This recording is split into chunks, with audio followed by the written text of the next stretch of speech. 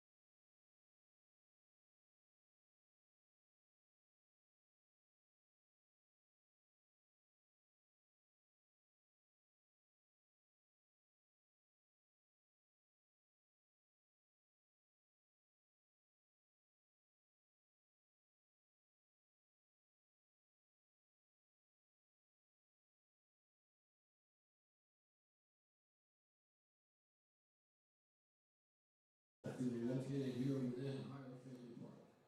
Tonight, the Jesuit Tigers take on the Miller School of Albemarle.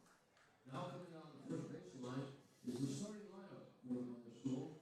Number 24, Mandela Browman, the center fielder. Batting second is number 4, John Michael Stiffy, the shortstop. Batting third is number 1, Noah Gray, the left fielder. Batting fourth is number 27, Jackson Rosales, the right fielder. Batting fifth is number 7, Connor Luckner, the third baseman. Batting sixth is number 3, Will Tomlinson, the second baseman. Batting seventh is a designated hitter, number 17, Gabe Proctor. He'll be hitting for tonight's starting pitcher, number 8, Pearson Wagner. Batting the eighth spot is number 2, Cody Peck, the catcher. And batting ninth is number 14, Naomi Ryan, the first baseman. Also coming out of the first baseline is the remainder of the Miller School squad, as well as the coaching staff, headed up by head coach Bill Miller.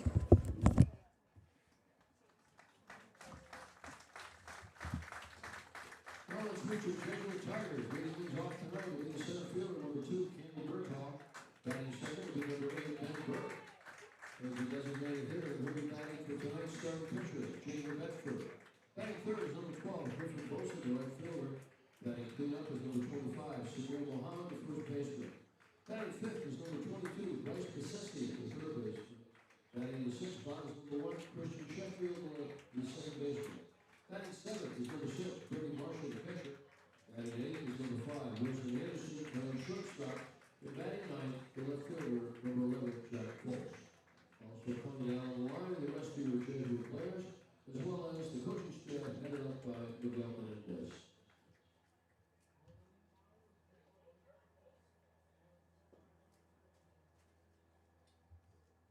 At this time, we ask you to all please stand for an opening prayer to be followed by the playing of our national anthem as we honor America. In the name of the Father, and the Son, and the Holy Spirit, amen. Almighty God, we ask for your blessing on all gathered for this contest game between Jesuit High School and the Miller School. We pray especially for the young men who compete here tonight, that they play to the best of ability, free from injury, and according to the highest standards of sportsmanship. And may all of us in our daily lives seek to do your will for your greater glory. In Christ our Lord, amen. St. Ignatius of Loyola, pray for us. In the name of the Father, and the Son, and the Holy Spirit, amen.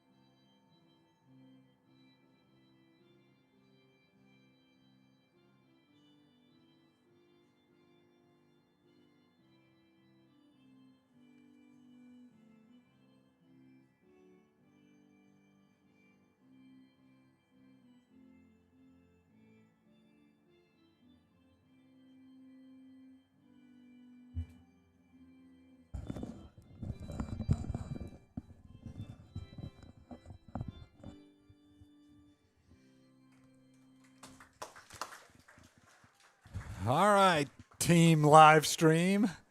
Doug Polides here with you. Mike Letting is stadium announcer. DJ Austin Ford on the music for the night. And welcome to the first game since the end of that godforsaken standard time.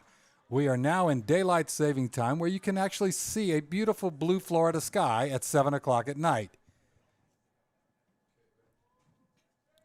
Taking the field for the Tigers, going on the left field, Jack Fultz out of the center field, Cameron Tog over the right field, Griffin Wilson. On the third base, Bryce Kasseski over the shortstop, Wilson Anderson. Over the second base, Christian Sheffield. On first base, Samir Mohammed. Behind the plate, Brady Marshall. And on the mound, Jager Bedford. All right, junior Jager Bedford is going to toe the rubber tonight for the Jesuit Tigers. Jager, a junior, a 6'2", 185 junior. Who has thrown 4 2/3 innings in one outing this year, striking out 7, proves to be a talent for sure, as he and Samir Mohammed will likely head up the staff next year after Wechter and Anderson move on to bigger and brighter things. He has a FIP, a fielding independent pitching, of 515.515, which is stellar. A whip of 0, an ERA of 0. He's given up no walks while striking out the 7, and has a fastball that tops out at 88 miles an hour. Behind him, third base Bryce Besessi, shortstop Wilson Anderson, Christian Sheffield at second, and Samir Muhammad at first. Left to right in the outfield is Jack Fultz in left, Cannon Murtaugh in center, and Griffin Boson in right. And behind the plate, Brady Marshall. He will face a stellar lineup from the Miller School of Albemarle from Virginia. They are the Mavericks, and they are dressed in black jerseys today. They are Mandela Brauman in center field is going to lead off. Then John Michaels Chef, shortstop, batting second. Third is Noah Gray. Then Jackson Rosales, Connor Lockhart, Will Tomlinson, Gabe Proctor, Cody Peck, and Naomi Ryan. You guys can get into the chat and let us know, particularly you guys up in Virginia that can't be here to watch the kids play. Jump in the chat. Let us know what town you're watching from, who you're actually watching, and get yourself a shout out here.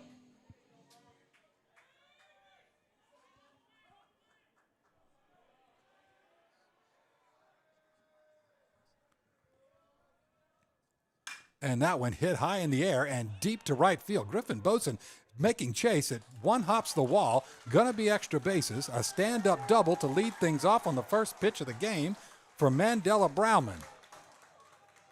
Didn't even get a chance to let you know that Mandela is a future UNC Tar Heel, and he showed what the Tar Heels see in him right there. Excellent start. That's going to bring up John Michael Chef. And John Michael, he's going to head down to my home neck of the woods, down into South Louisiana when he finishes up here with the Mavericks. He's going to go play for the Raging Cajuns in Lafayette. A bunt flies back into the screen here, and that is foul ball 0-1.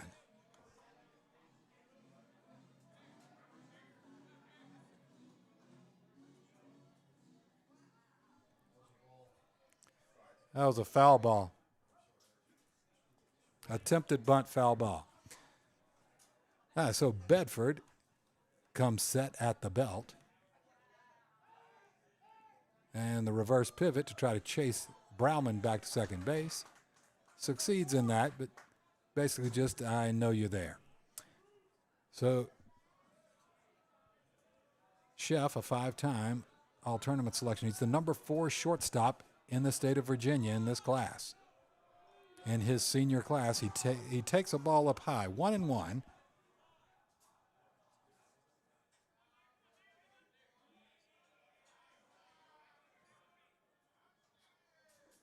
We got Jerry in Jacksonville. He has jumped into the chat, and Pam in Duluth, Minnesota, also a regular.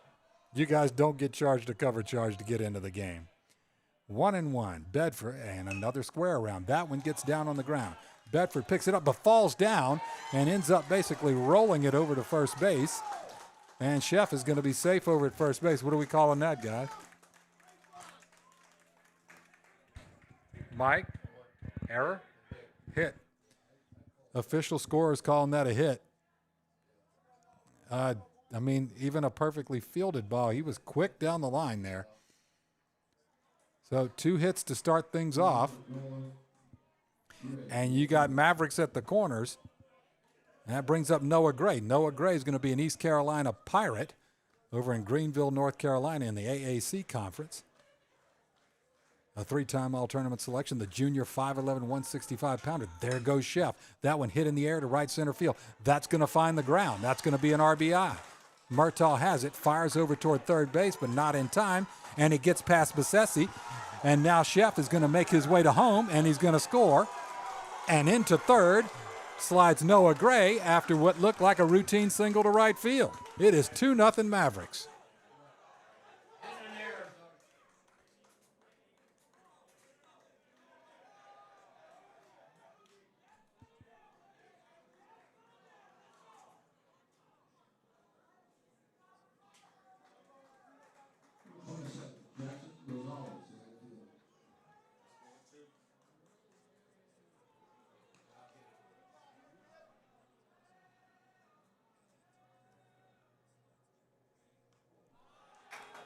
And he is hit by a pitch.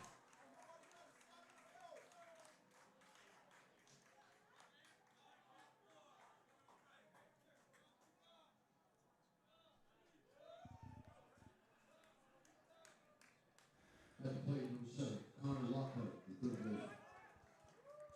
And we're going to have a meeting at the mound. Let me get caught up, folks. I have no intern tonight.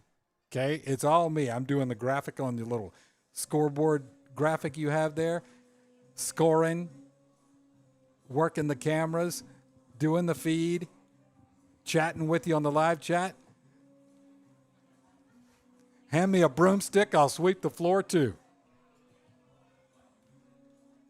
So let's see. Jackson Rosales is at first base after being hit by a pitch. It's going to bring up Connor Lockhart. Connor, the third baseman.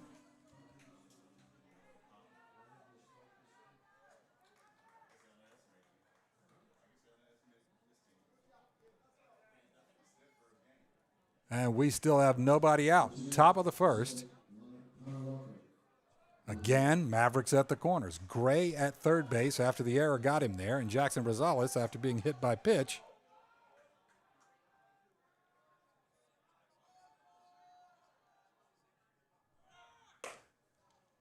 The throw down to second base is right on the money, right on time, and the tag is as well.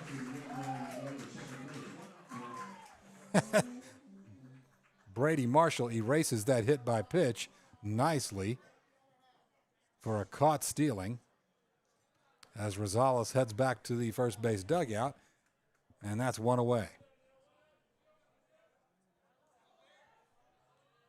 Into the windup, infield in. A swing and an empty hack, 0-2.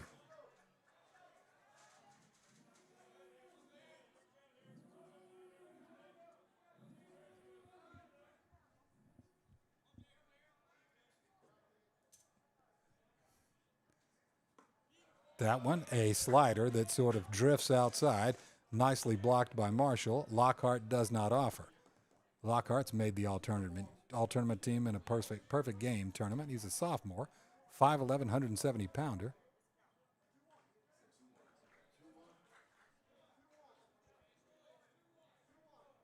Two and one.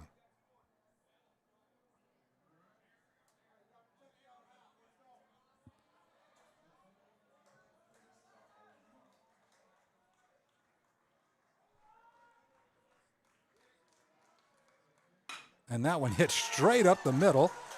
Bedford has to do a little dance to get out of the way, and that RBI single is going to plate Noah Gray and the third run for Miller.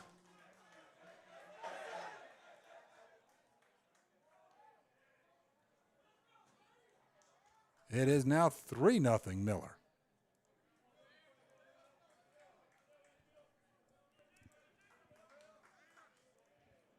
Number 3, Will Tomlinson, the second baseman.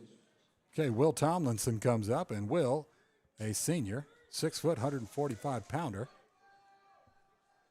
Second baseman, he taps one foul right at his own on-deck circle.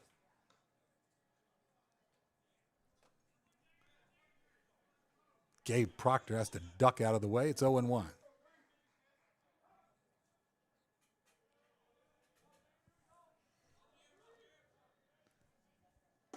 There's a fastball, and that one gets a called strike, and it's 0-2. Bedford has been hit, and they say all the time, especially at this age, they're going to get on base, make them earn their way on. If they're going to hit it, fine. That's one way to get on. You don't want to give them the other ways. There he goes. No, he doesn't. Faked, but then the ball gets past Brady Marshall. What are you calling that, Mike? That's a ball and 2 strikes, and Lockhart advances to second on the wild pitch, and it is just a little bit of a chaotic liftoff here in the beginning of this game for Jesuit.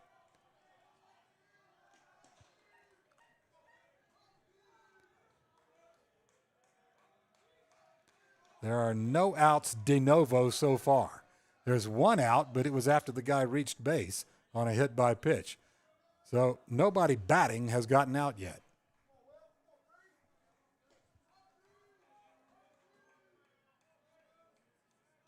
He kicks and fires, and that is lifted foul, port side. Third baseman Bassesi just kind of turns and watches it, well out of play.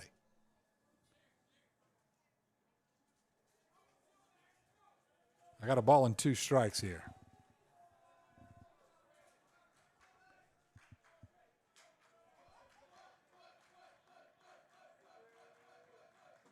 That one, another foul ball. Right in on the hands. A good pitch by Bedford, as Jaeger has now thrown 15 pitches, 10 strikes, 5 balls. All right, we got Grandma Fultz up in Ocala to see Jack play tonight. He's out in left field tonight. We got Jerry in Jacksonville. Thank you for the uplifting comment. Somebody looks exactly like me, has a fragile ego, and he needs that kind of uplifting compliment. Thank you, Jerry. That one down and dusty, and Tomlinson pleading with the home plate umpire that hit his foot. But home plate umpire and Coach Wagner asking him to get a hand from the field umpire. And he says, nope. 2-2. A lot of life in that visiting dugout with good reason with this kind of a start. And the throw to second base to chase Lockhart back, and it successfully does so. The way this inning has gone, mercifully, that didn't go into center field.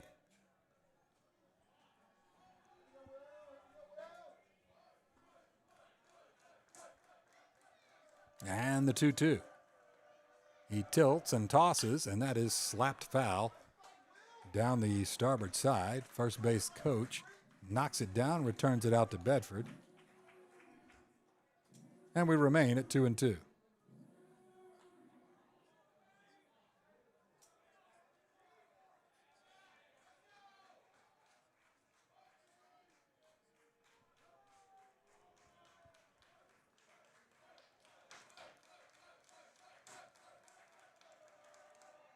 There is a breaking pitch that is, outside. Oh, no, he called it strike 3. Okay. He wasn't very animated with it. It was called strike 3. Okay, good pitch. 2 away. And the DH, Gabe Proctor, 6'1" senior.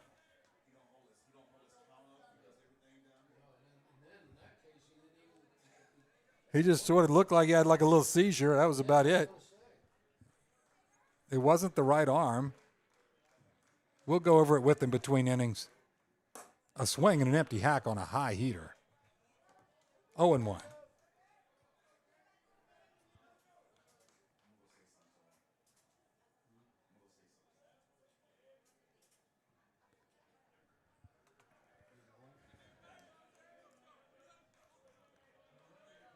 (3-0) Miller in the top of the first inning here.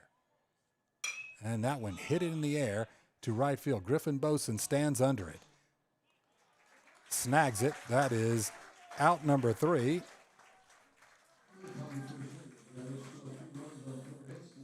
As the Miller School of Albemarle, Virginia.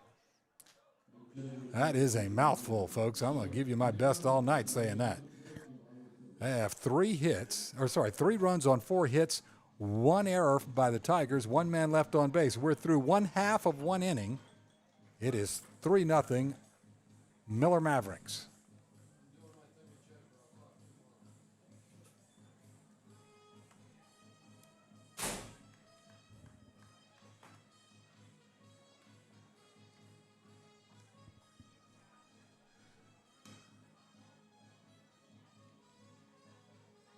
Okay, Kason Wagner,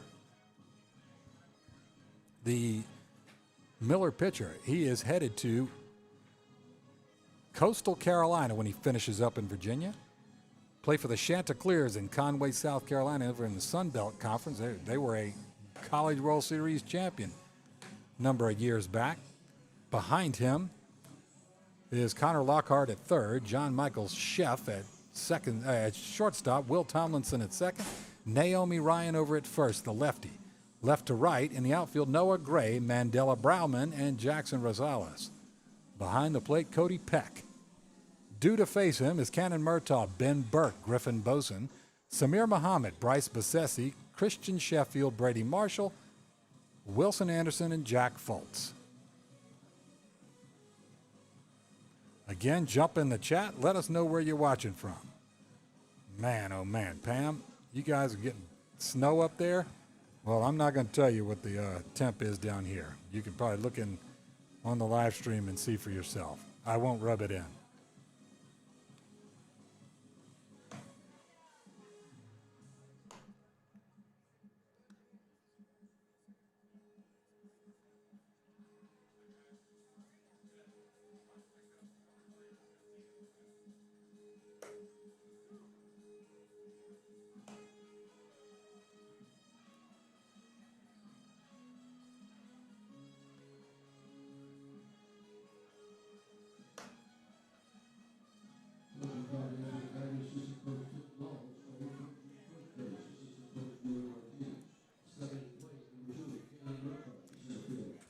Okay, Cannon Murtaugh set to face Kason Wagner with a fastball that tops out at 87 that I'm able to research.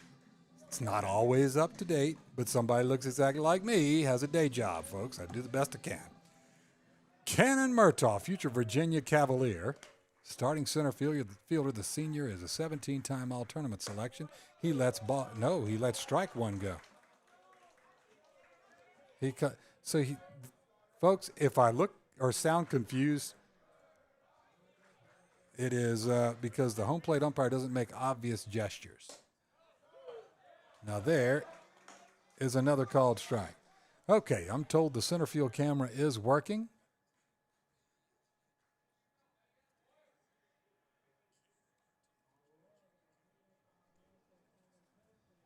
Center field camera up and functioning now. So let's see how we do with that. 3-0 Miller School of Albemarle from Virginia, who is visiting on their spring break and have made a splash in the top of the first. Kason Wagner misses off the mark outside on a breaking pitch. And leadoff hitter for Jesuit, Cannon Murtaugh, the number 15 ranked outfielder in the state of Florida and future Virginia Cavalier, swings, hits that one high in the air to right field. Under it is Jackson Rosales. He's got it, and that's out number 1.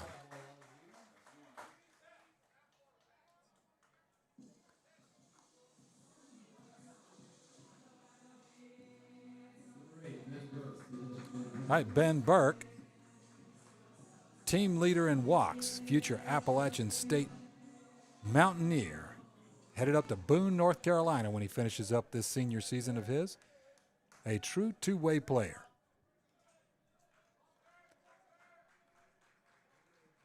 He's the DH tonight. That one up high and tight. So I got to hang on a second with our home plate umpire and give him the benefit of the doubt because I don't know necessarily from his gestures yet what his calls are.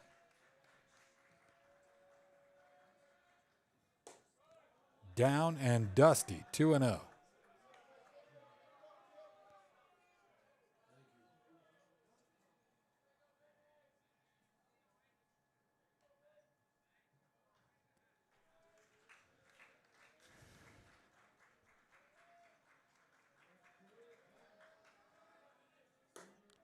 Too tall, ball 3.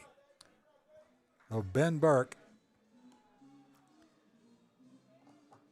with a team leading 8 walks on the season, a .409 hitter, 581 on base percentage. He's over there a lot.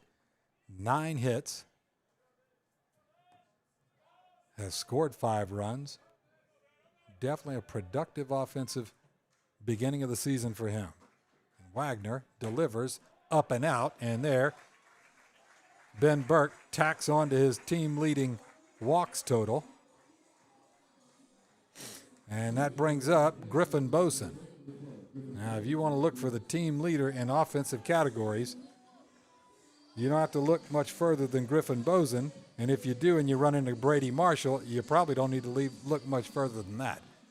Griffin Boson leads in home run slugging percentage, RBI, runs scored, tied for first in doubles. He's a .400 hitter.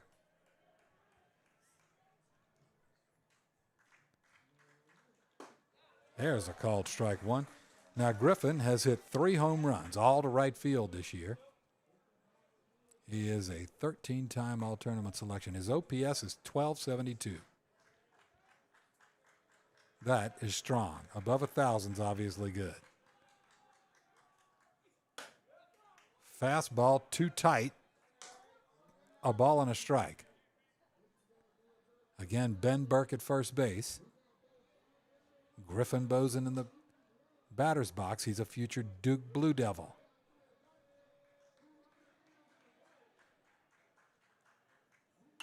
That one fouled off. Third base side. Over near his own dugout.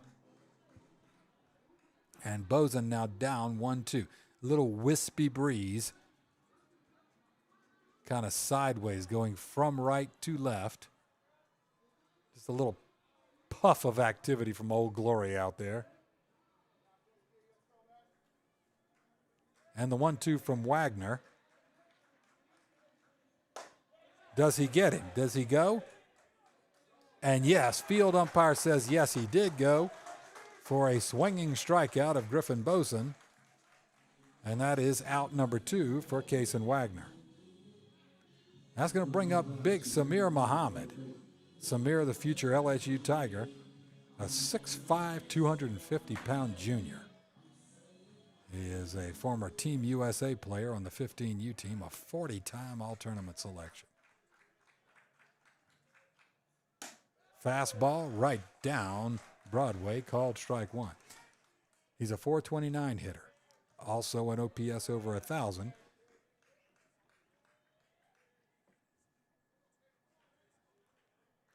And, of course, a heck of a pitcher.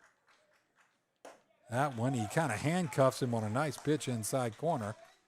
And quickly, Wagner is up 0-2. Again, Wagner is going to go play down in Conway, South Carolina for the Coastal Carolina Chanticleers. Samir calls timeout. And the big righty needs to regroup, does so, and back in the batter's box. Wagner checks Burke at first. Set at the belt, kicks and delivers, and that one is slashed foul into the netting. Muhammad's still alive. If you're on the live stream, folks, again, let us know where you're watching from, who you're watching.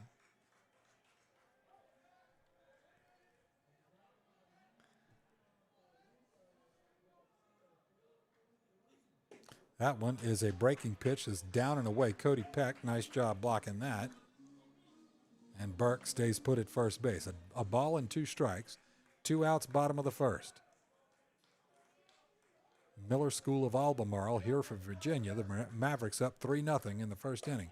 And a swing and an empty hack from Wagner gets Muhammad for his second strikeout at the bottom of the inning. And we are through 1 full. It's no runs, no hits, no errors for Jesuit. 1 Jesuit Tiger left on base. We're through 1. It's 3-0 Miller School.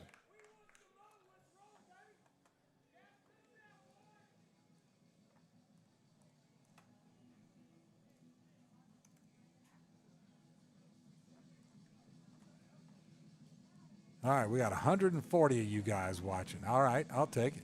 I'll take that any day. Very nice.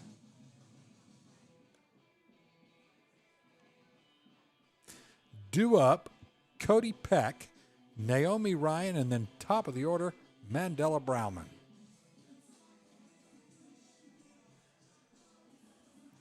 DJ Austin Ford cues up the peppers, man. Red hot chili peppers. Rocking the yard here. Will Wagner. Love the engagement, my friend. I don't have a radar gun. That would probably be the final piece that would make this all fall apart. That's all I got. And I don't see anybody that does have one. Here, I'll ask you, how hard does he usually throw? He looks like he's in a groove.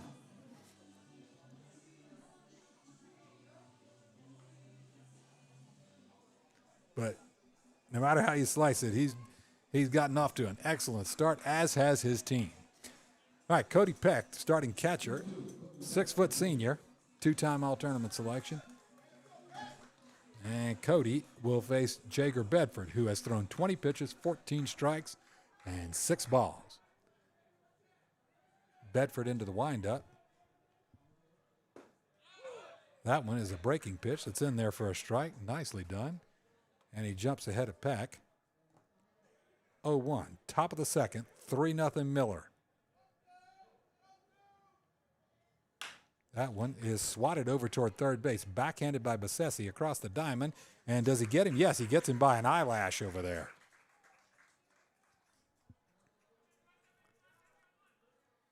He got down the line pretty quickly over there.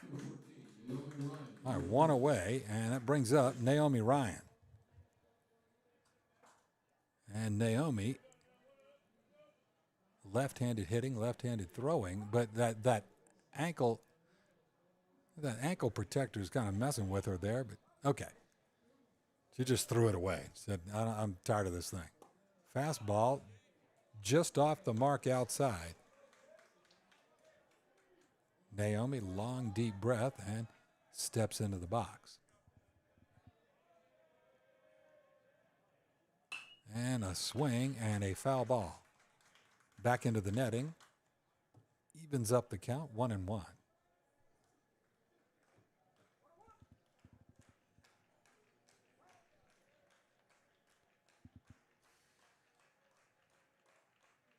That one hit in the air, straight up. Looks like Bassesi's got it. He calls everybody off, snags it, out number 2.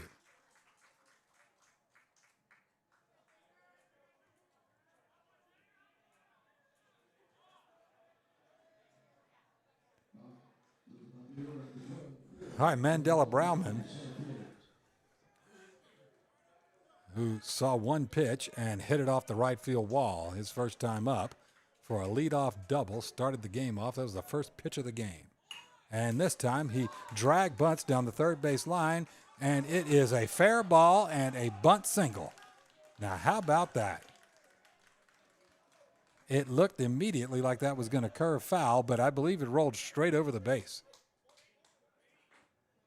Menendez is going to go talk with him, but I don't think he's going to change his mind. It went straight over third base, I think.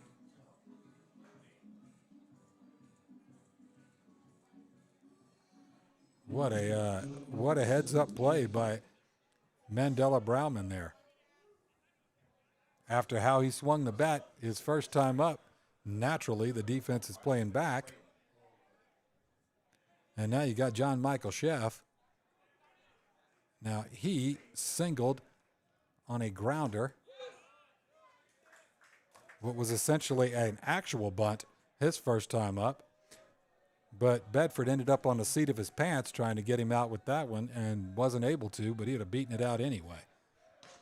Sheff is going to go and play for the Raging Cajuns. There goes Brauman. Ball outside. The throw is toward left field, and he just heads up, gets on his horse, and gets to third base. The future Tar Heel essentially steals 2 bases, basically.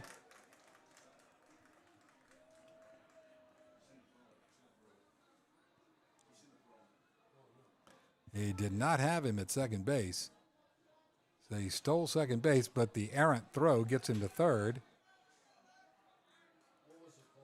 It was a ball outside. So quickly, Mandela Brauman, he bunt singles, steals second, at third on an error. And this guy, I mean, he is tough as a railroad spike on these base paths. They are getting a good one over in Chapel Hill, I can tell you that. 2-1.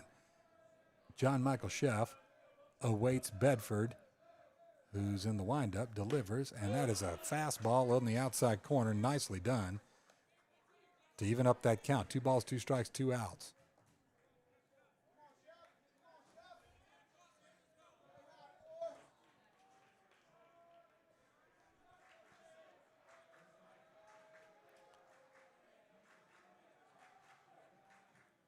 And that one hit hard at second base. Christian Sheffield bobbles it, does not recover in time, and Sheff is on first base on the error. Hit right at Christian Sheffield. He carried through the motion like he was going to throw him out, and the ball just wasn't there. It sort of trickled right behind his right foot. And Sheff is on first base, and Brauman has scored. It is now 4-0. Miller School brings up Noah Gray, who fouls it straight back. And they are, I tell you what, the Mavericks are here to play tonight.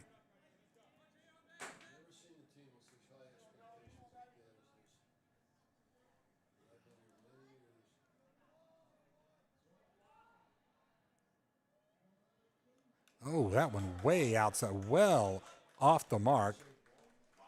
It was a wild pitch. It looked like he almost didn't have the ball when he went to throw it.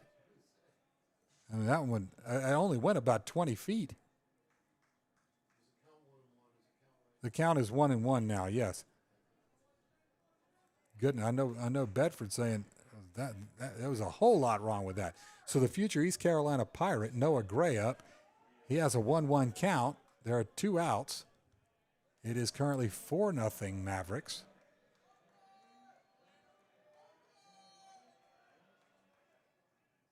And there is a breaking pitch that is down and out of the strike zone, down in the dirt. 2-1.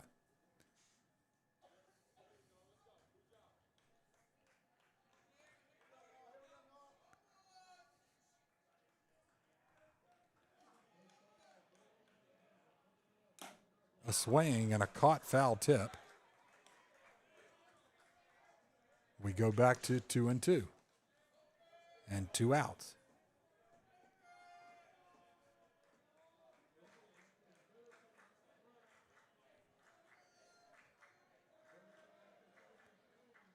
And another foul ball out of play. So Noah Gray doing his job up there, making Bedford work for it. Bedford now 36 pitches, 25 strikes, 11 balls.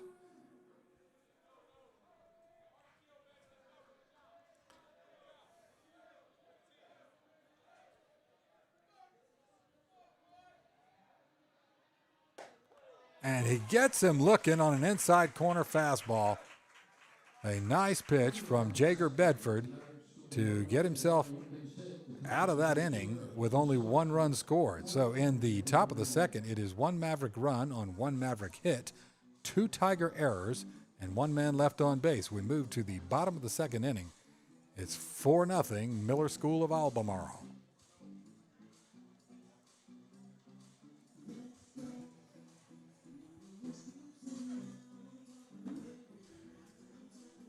$164 of you guys. I'm loving it. I'm loving it.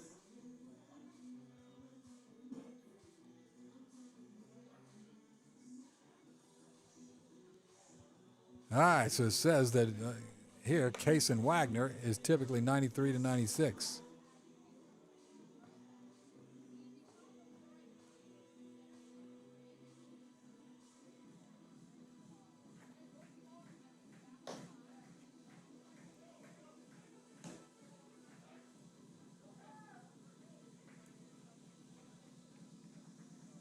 Yes, Jesuit started the year, I believe, ranked nationally at number 4. A loss to IMG and then a loss to undefeated Tampa Catholic. Those are the 2 blemishes on the schedule this year. I don't know the current national ranking.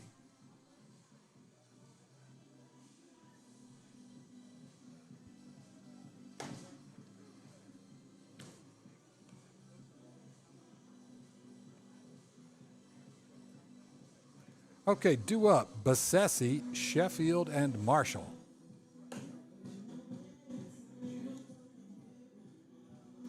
So Bryce Bassesi comes up, the junior third baseman, a 27-time all-tournament selection. He is a future Baylor Bear.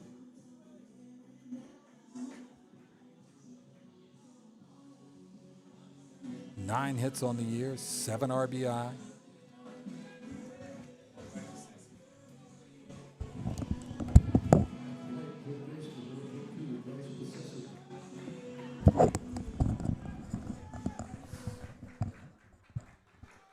All right, Kason Wagner into the windup. Misses up high. 1-0.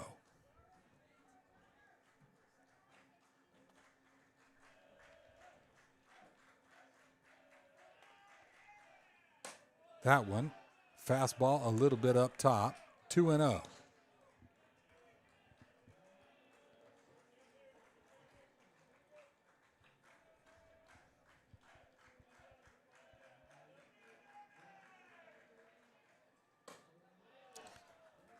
Up and in, 3-0. So Bassesi in the driver's seat of this at bat. Bottom of the second inning. Miller School Mavericks 4 and Jesuit 0. Fastball, and that one arrives. 3-1.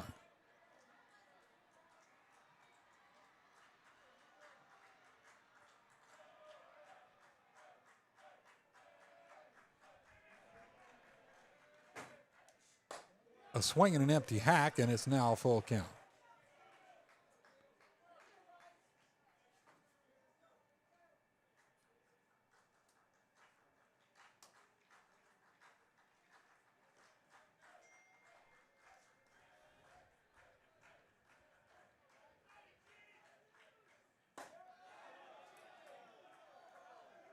I'm delaying because I can't tell. Okay, he did not call it a strike. Catcher thought it was a strike. I think a few people thought it was a strike, but it is ball 4, and Bryce Bassesi's on first base. Again, you really can't tell. When he calls strike 3 or a strike, he just sticks his arm straight out in front of him like he's holding a sword at you. And so sitting straight behind him, I can't tell. So just bear with me if I have a little bit of a delay on my call here. All right, up next is Christian Sheffield, the senior second baseman. Awaits Wagner's empty count offering. That's up top. 1-0. Sheffield, 11-time all-tournament selection. He leads the team in stolen bases. He certainly wreaks havoc once he gets aboard. Got to get on base first.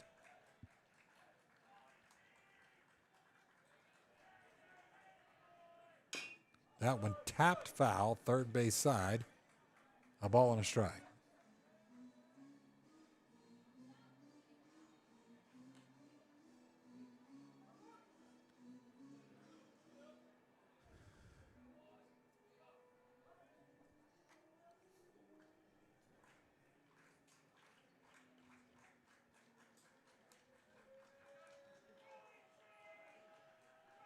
And the throw over.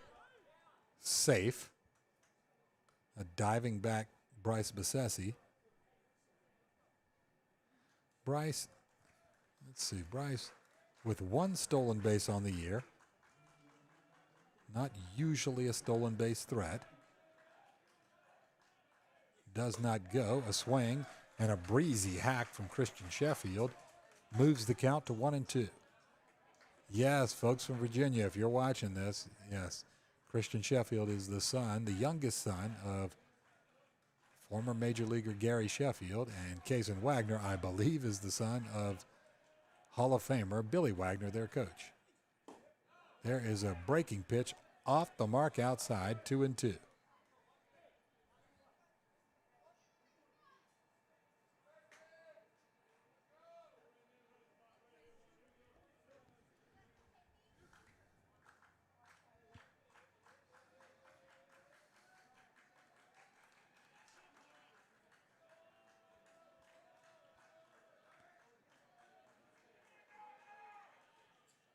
That one fouled straight back. Big hack from Christian. And gets a piece of it and lifts it back over the press box over here. The count is 2-2. Nobody out, bottom of the second. 4-0, visiting Mavericks.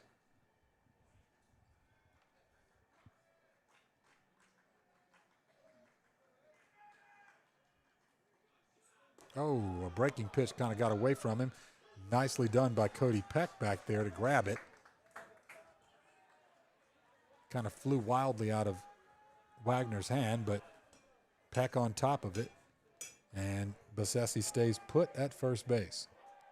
So we've got a full count now to Christian Sheffield.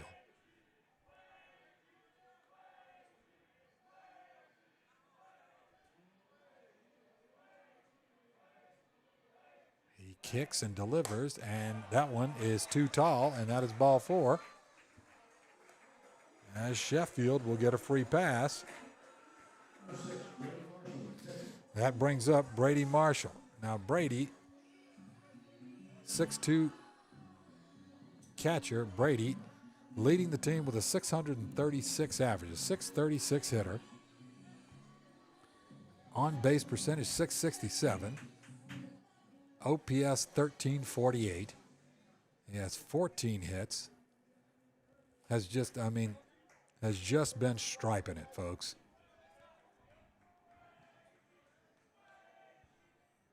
All right, runners at first and second. I'm not guessing he's going to sacrifice bunt.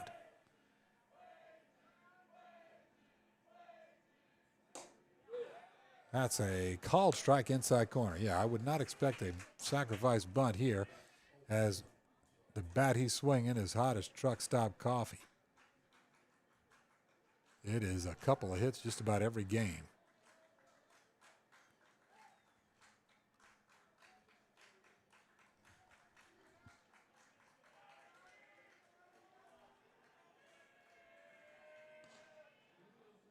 That one hit on the ground, up the middle, it gets through. Another single. Around third comes Bryce Bassesi. He scores. Sheffield to third, he's safe. And an RBI single from Brady Marshall puts Jesuit on the board.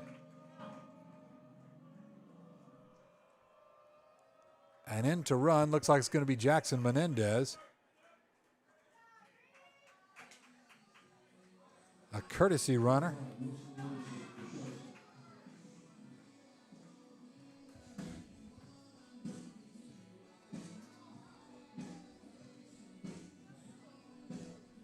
Let me fix the score here, folks. It's 4-1 now. All right, Wilson Anderson up. Wilson leads the team in triples with 2 and doubles with 3.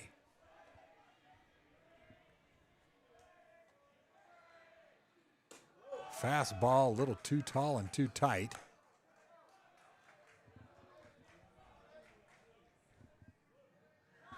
One and 0. So 1 run in, and we're going to get a mound visit.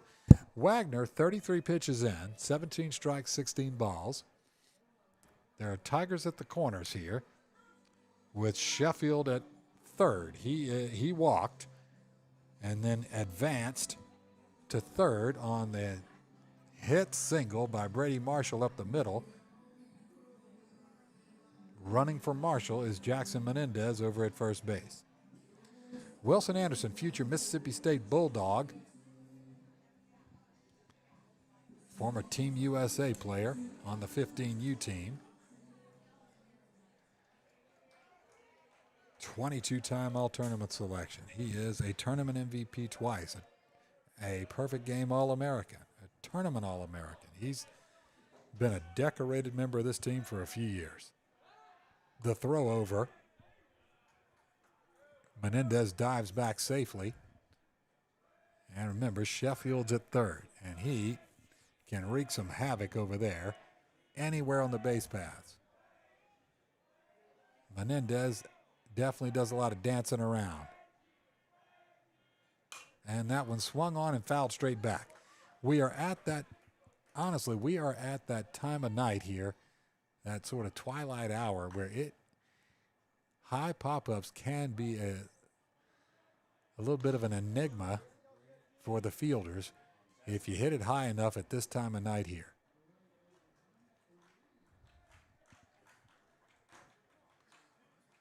Wilson Anderson at the plate, 1-1. Case and Wagner comes set at the belt. He kicks and delivers.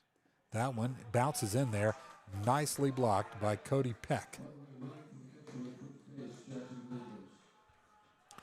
And Cody Peck all over that, keeps Sheffield at third, obviously, but also keeps Menendez at first. 2 balls and a strike.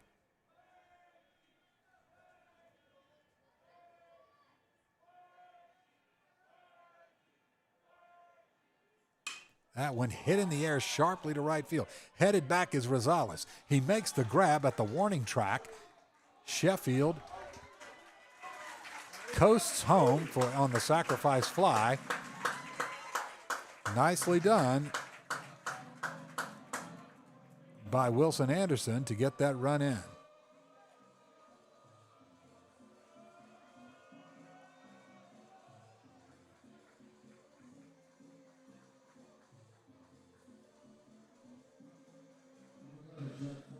All right.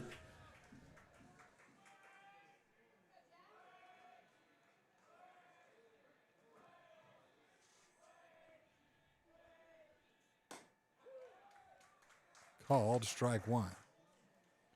It is now 4-2.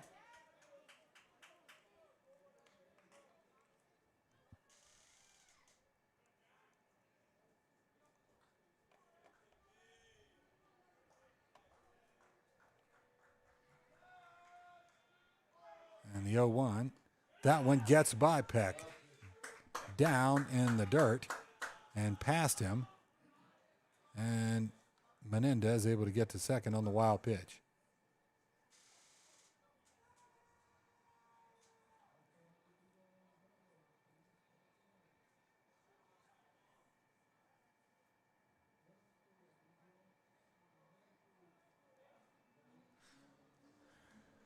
Up to bat is Jack Fultz, left fielder, senior, 9-time all-tournament selection. I got one out, Mike.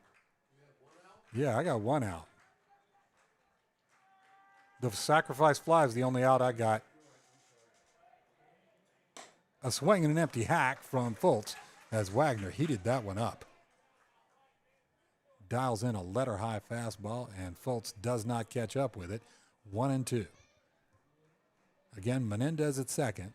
One man out. That's the sacrifice fly of Wilson Anderson to right field to score Sheffield. 4-2 as the Jesuit Tigers are nibbling back into this. The throw back to second chases Menendez back.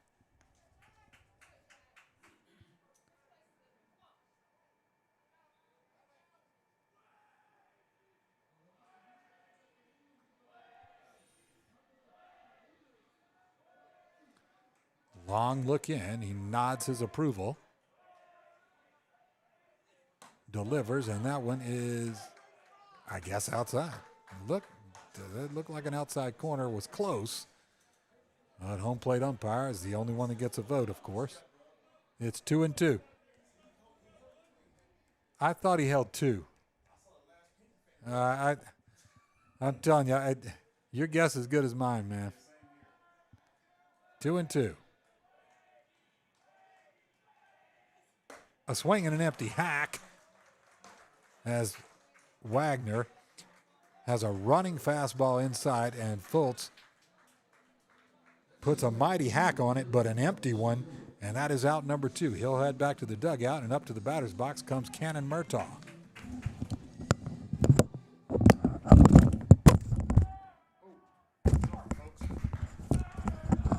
Sorry, I dropped this. I had to go change the air conditioner here. Like I said, I'm doing everything, man. I'm trying to make it look easy. I'm not doing too well, am I? That one is a bouncing ball toward right field. It hits the glove of Tomlinson and ricochets off to right field. That allows Jackson Menendez to score on Murtaugh's sort of check swing. Are we calling it a single, Mike? Mike? He calls that a hit single as he went a long way to get it and couldn't quite make the play. So Murtaugh with an RBI single, and it is now 4-3. So Jesuit keeps nibbling here. This is how you do it. I mean, don't get discouraged and just don't have to get it all back at once. Foul ball straight back. Ben Burke walked his first time up. So that is Cannon Murtaugh's first hit of the year that wasn't a double. On deck, Griffin Boson. It is now 4-3, bottom of the second. And Kaysen Wagner, 43 pitches, 24 strikes, 19 balls.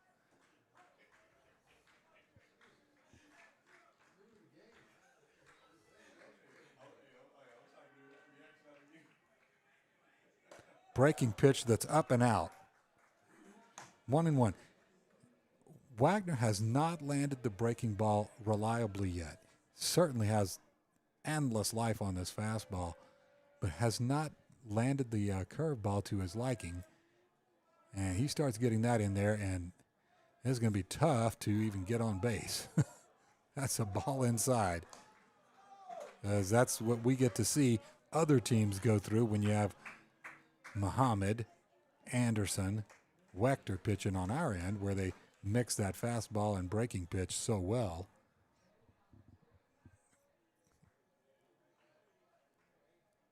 Excellent to be able to face these types of pitchers along the way. And Murtaugh basically steals second base as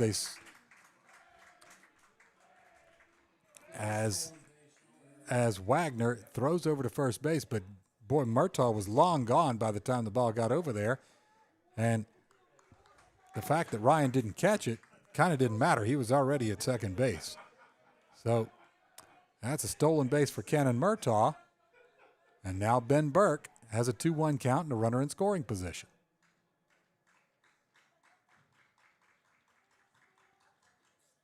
That one hit hard up the middle, and it gets through. Coming into home is Murtaugh. He'll slide in safely. Game is tied. Burke on the throw that gets by. Peck back to the backstop is safe into second base, and he's got himself an RBI single.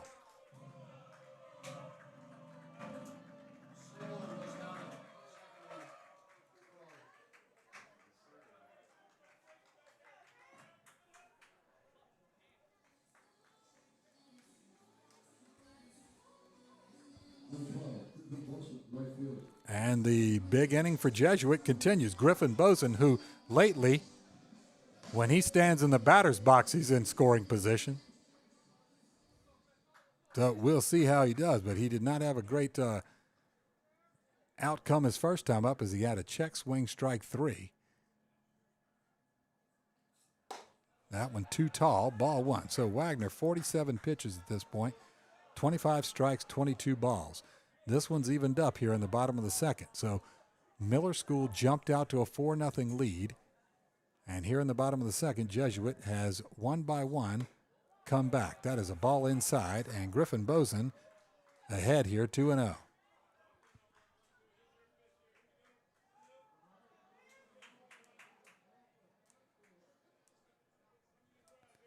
Future Coastal Carolina Chanticleer on the mound for the Mavericks. Uncorks that running fastball, but it sails a little bit wide. 3-0.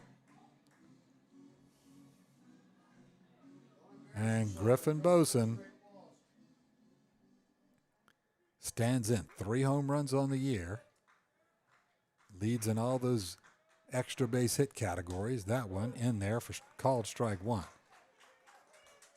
Griffin, the number 3 ranked first baseman in Florida, although he plays right field for this team in this senior class. He's 6'5", 205 pounds senior, 1272 OPS.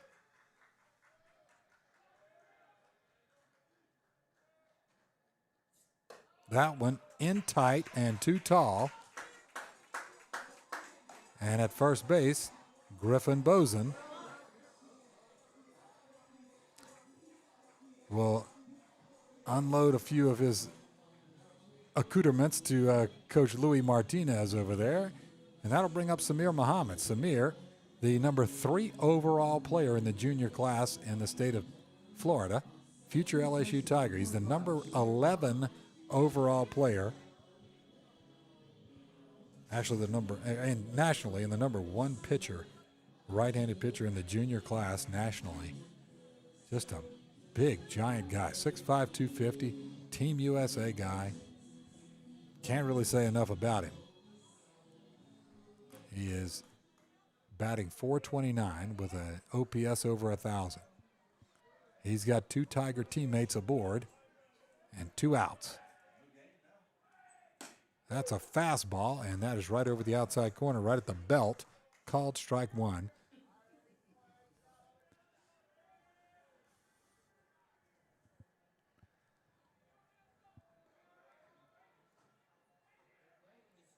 There is a breaking pitch, and again off the mark. Just not finding the groove with his breaking pitch so far.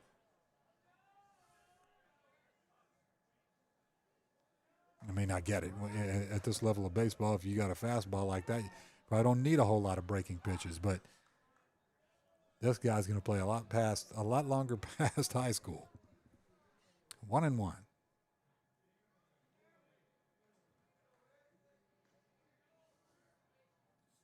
A swing and a mighty but empty hack moves the count to a ball and 2 strikes.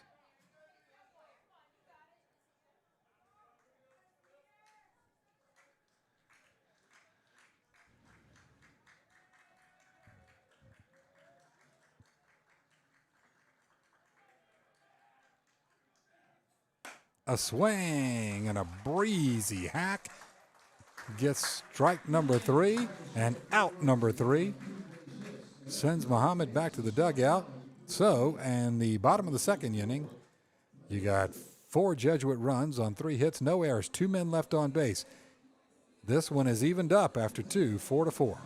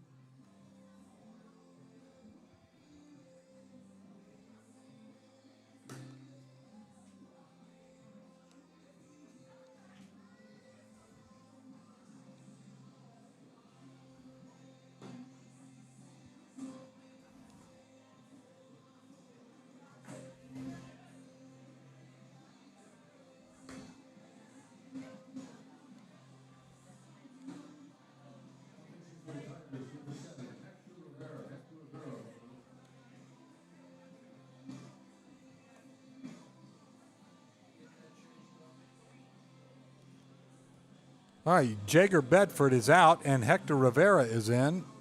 Let me get that substitution going here, folks.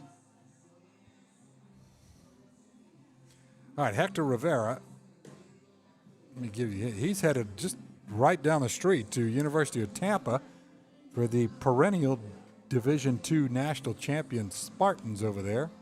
He's a 13-time all-tournament selection, a 90-mile-an-hour fastball. He's been a reliever through most of the year.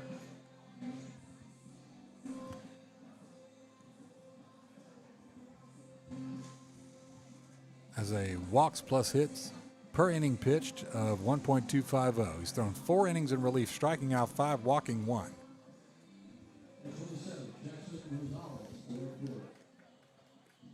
All right, Hector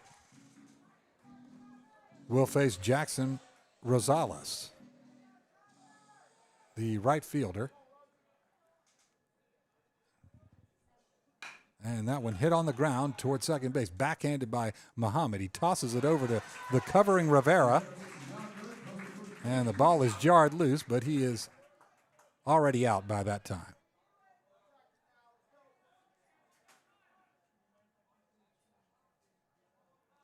All right, 1 pitch, 1 out.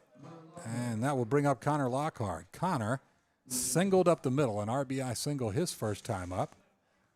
It's now top of the third, and we've got an even ball game. Hector Rivera on in relief of Jager Bedford. Into the windup he goes, he kicks and delivers, and that's a strike on the outside corner to Connor Lockhart, the starting third baseman for the Mavericks. Sophomore. That one hit on the ground toward the left side. Backhanded by Anderson. He slings it across. I didn't think it was going to get there in time, but it sure did. Nice scoop by Muhammad. And the 6-3 ground out. Nicely played by Anderson. Well, all right, so Hector Rivera doing it the right way. 3 pitches, 2 outs. Brings up Will Tomlinson. Will was called out on strikes his first time up.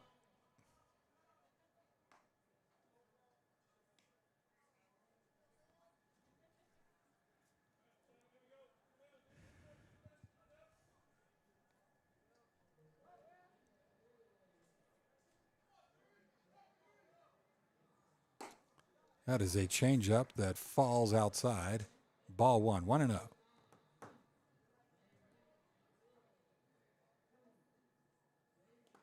That one bounces in there.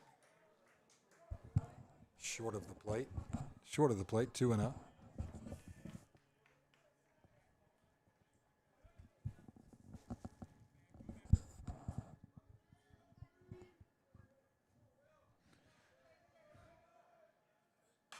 That one swung on and lifted foul into the netting here on the third base side. It's 2-1.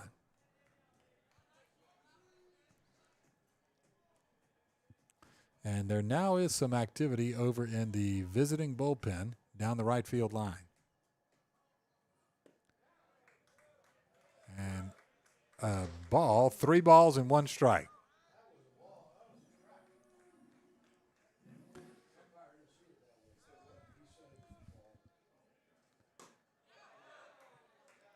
And that one was inside. Well, that plate is 17.0000 inches wide. It is not 17.0001 inches wide. I think a few Jesuit Tiger fans are saying, my God, where was that? All right, Gabe Proctor up. Gabe flew out to right field. His first time up. So on first is Tomlinson. 2 outs. That's that changeup, but that lands down and in. Ball 1. Come on, Hector, settle down. You get some words of encouragement from Mike Letting up here. 1-0.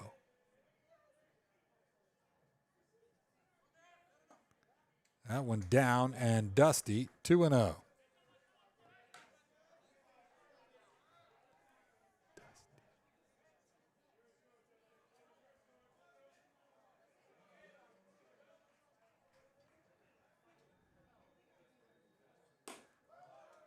Off the mark outside. 3-0.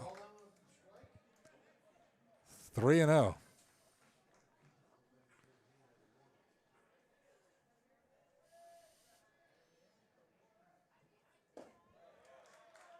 And 1, 2, 3, 4. 1, 2, 3, 4.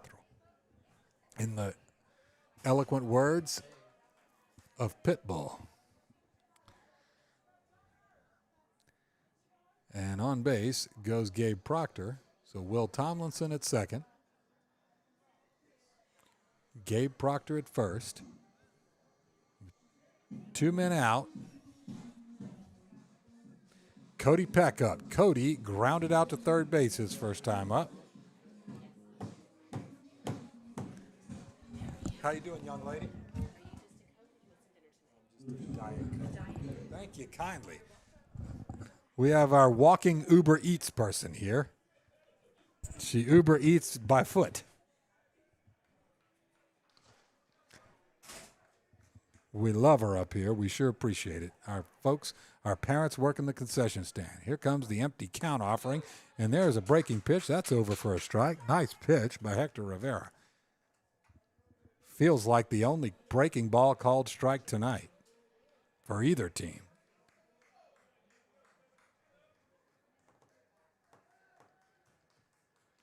And Cody Peck, a little bit of an open stance. That one off the mark outside, and it looks like they've got Will Tomlinson in a rundown, but no, the throw's off the mark, then back toward second, and he's safe over there. So you had a ball, and Marshall made the right call in throwing it down to second base, an on-the-mark throw, but it's just a stolen base for Will Tomlinson as he heads off for third, and they're just not able to get him. And then the pitch was a ball. So it's a ball and a strike. And so Gabe Proctor ends up at second base.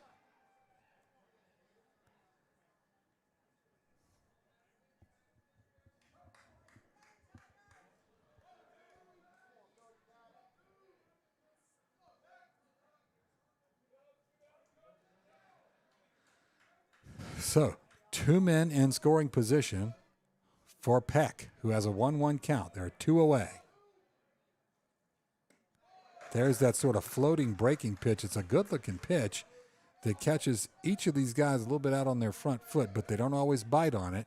Peck did not there. 2-1. That one, fastball down and in. It's 3-1. First base open. On deck, Naomi Ryan. That one swung on, hit starboard side, high in the air. Boson comes in from right field, makes the catch, and ends the inning.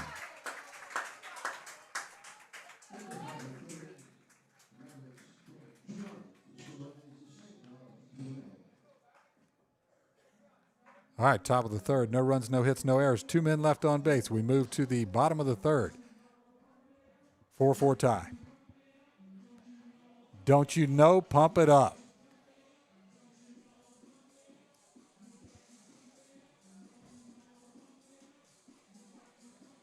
All right, how many of you guys are watching? 252. Pump it up is right.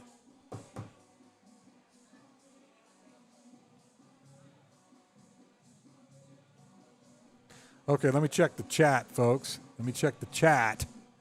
See what we got here. Okay, yeah, the chat has sort of faded a little bit. That's fine. If you feel compelled, let us know where you're watching from, who you're watching.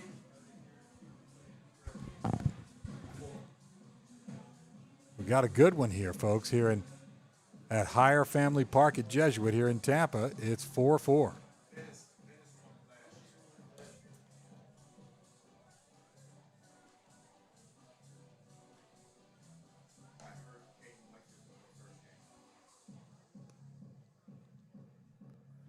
Due up Bryce Bassesi, Christian Sheffield, and Brady Marshall.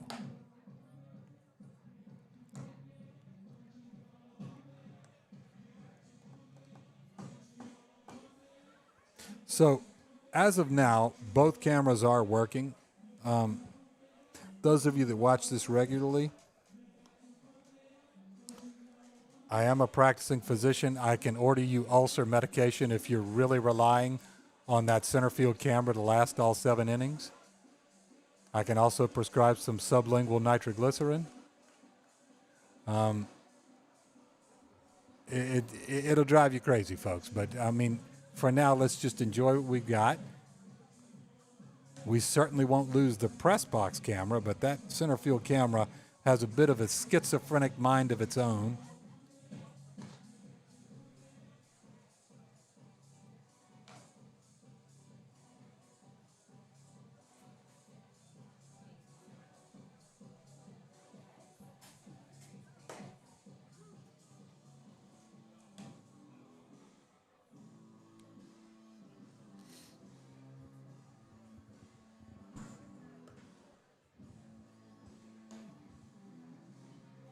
All right, Bryce Bassesi walked his first time up as the left-handed hitting junior heads in to lead off this bottom half of the third inning. And there she is. Thank you, thank you. What a sweet gal. Now, I'm going to tell you, our Uber Eats is upgrading here. I'm liking it. All right, Bryce Bassesi. That one kind of up and in, ball 1.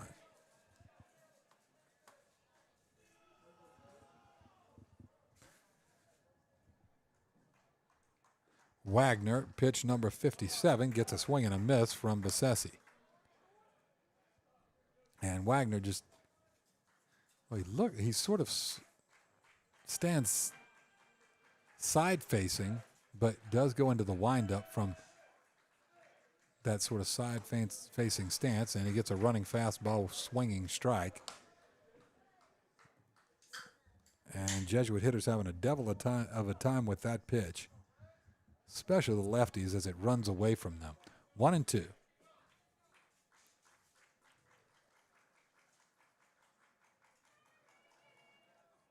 And that one fouled straight back. Bassesi hangs in there.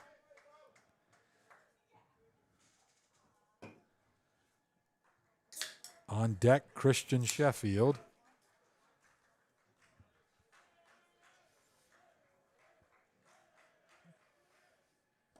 And there is the breaking pitch, and there is the result he's been looking for all night with that. Gets the looking strikeout, does Kaysen Wagner, on a breaking pitch in there for a strike. Has not been able to dial that in so far tonight, and that time he got exactly what he wanted. So I'd say if I'm Kaysen Wagner, it's copy and paste, paste, paste, paste, paste. Because that is a good-looking pitch.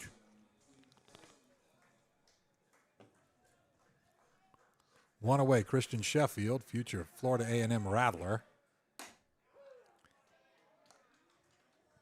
Takes strike one on the outside corner. He walked his first time up. He'll be headed up to Tallahassee to play his collegiate ball. 6 foot, 175-pound senior. There's that breaking pitch, and that one gets the outside corner.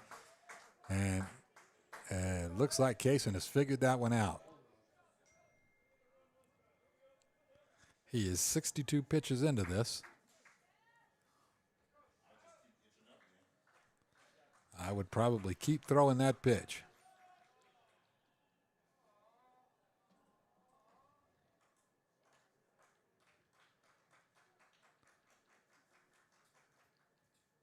And that one hit in the air to right field. Rosales stands under it, grabs it. Out number 2's in the books.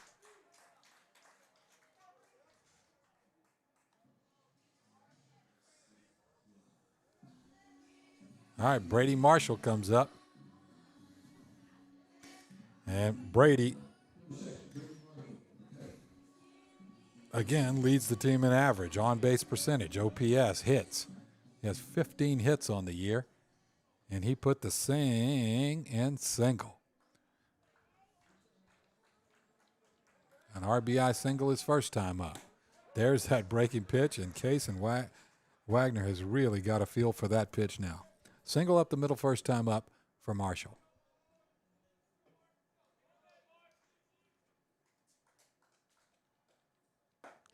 There's a curveball in there for a strike. As I said, copy, paste, paste, paste, paste.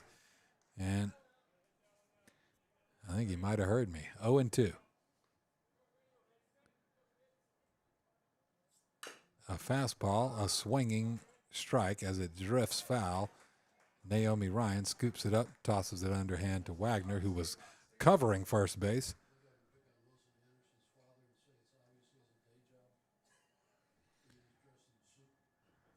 Okay. All right, the 0-2 after the foul ball. Sort of a swinging bunt.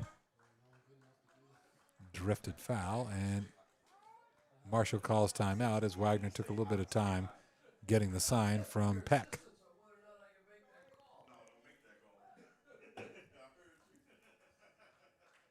The 0-2. Fastball is down low, 1-2. A lot of zip on it,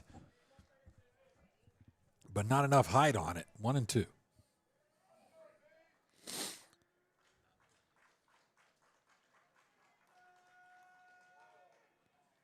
And that one hit in the air, pop up left side over near the Jesuit dugout. And guys, we've seen this happen so many times. A pop up over there, it gets overrun all the time by our home Jesuit Tigers. It just drifts and drifts back into the field, and everybody overruns it. It is so hard for people to make that play. 1-2.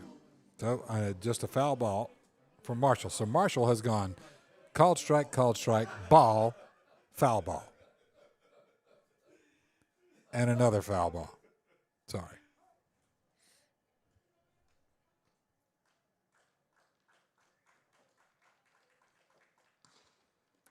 That one bounces in there. And we are at 2-2 now.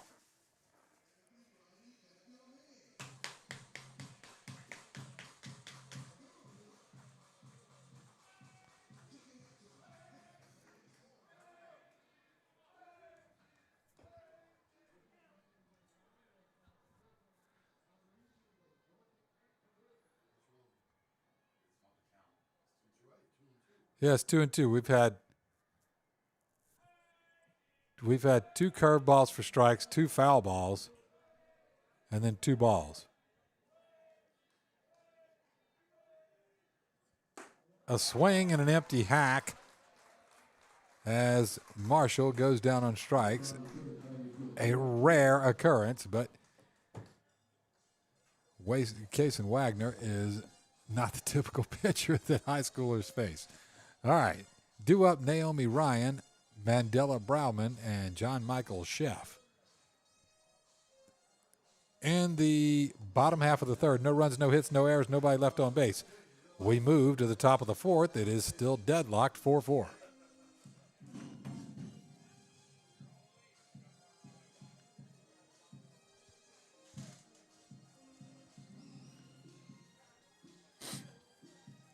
All right, Austin, do I make my usual comments about this song?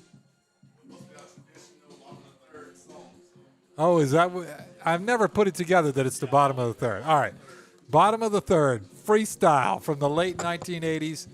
For all you Gen Xers out there, if you can hear that, man, I know y'all were in the clubs cutting it up to this.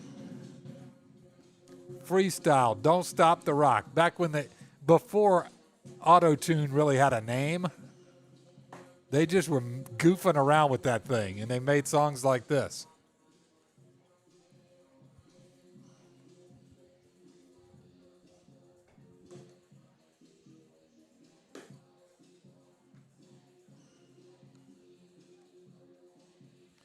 Oh, we got Drew Lamb's Nana.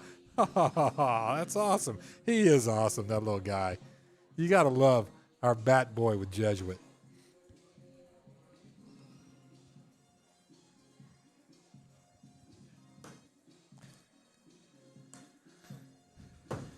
All right, Naomi Ryan popped up to third base, her first time up.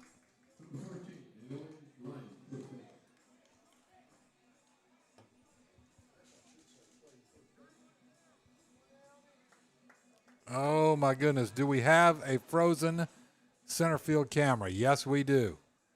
I told you guys not to get all attached to it. So, fastball, swinging strike one, 0-1. So we're just going to go with the press box camera until Keaton comes up here and changes out the battery out there. But, I mean, just be there with me, folks. Chopped foul over toward the first base dugout. And she's down 0-2. Hector Rivera still on the mound. Hector, 19 pitches, 8 strikes, 11 balls. Let me see. Oh, no, it's still got some life. Okay. Fastball. Is that a called strike? No, it's not. Nope. He does say that there was a swing there. Okay. Swinging strike 3. Home plate umpire just froze up, didn't make any gesture whatsoever, which usually means a ball. Okay, Mandela Brauman.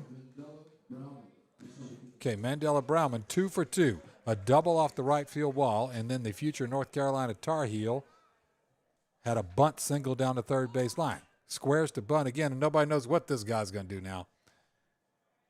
1-0. He's wreaking havoc so far as he hits one off the wall and then drag bunts.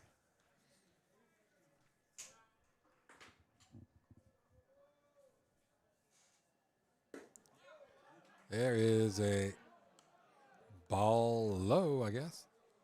2-0. So the senior will be headed to Chapel Hill. Now that one is a strike. 4-time all-tournament selection. He's the number 1 outfielder as ranked by Perfect Game in the state of Virginia, the number 11 overall player. That one hit high to center field, and giving chase is Cannon Murtaugh, and he is going to run out of room. It looked like he had a beat on it, and he was going to be able to pull up at the warning track and catch it, and it just kept going and going. And Mandela Brauman has just been a beast so far tonight. He gives the Mavericks the lead on a solo home run to right center field.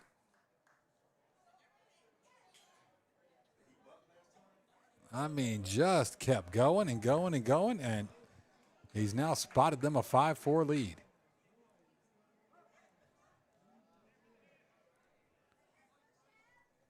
And that now brings up John Michael Schaff. Squares to bunt, lets it go, but it was a strike. He has bunted his way to a single and then reached on an error on a ground ball to second base. That one bounces in there. It's 1-1. John Michael's going to head down to Lafayette, Louisiana. Hope he likes crawfish etouffee, because he's going to get a lot of it down there playing for the Raging Cajuns.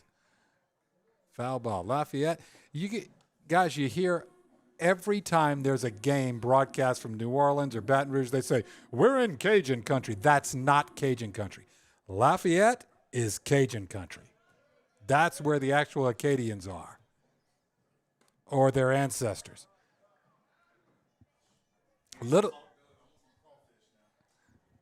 is crawfish season now. It is.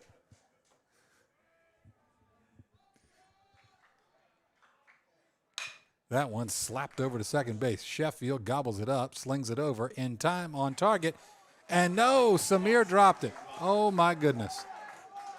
Right at the belt, but he grabbed it and then stepped off, and Miguel's going to say, hey, he had it, and this was on the transfer to throw it around the infield.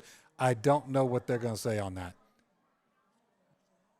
Field umpire looks unconvinced, but he's going to confer with his home plate umpire colleague.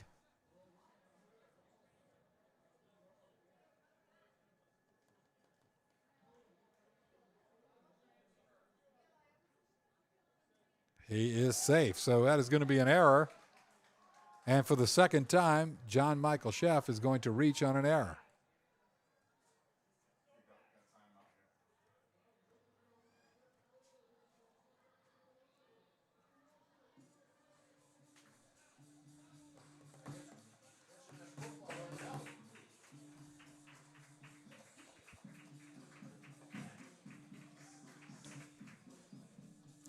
Okay, we're going to get a relief pitch. We're going to get Ben Burke come in.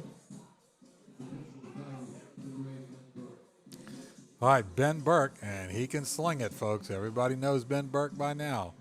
Future Appalachian State Mountaineer. He will relieve Hector Rivera.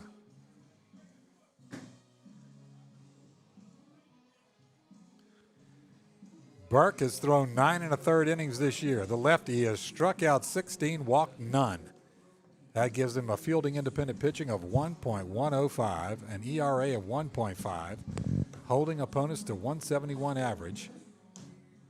Fastball up to 89. He has a whip of 643. All that means he's really accurate, throws a lot of strikes, and gets a lot of people out. 28-time all-tournament selection, Mike Letting's favorite statistic.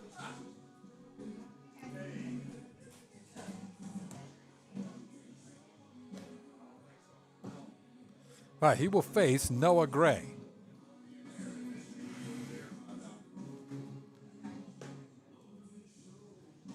Noah Gray, the future East Carolina Pirate. Number 4 outfielder in the state of Virginia, the number 9 overall player in this junior class in Virginia. He will be heading down to Greenville, North Carolina when he finishes up in about a year and a half, playing the AAC conference.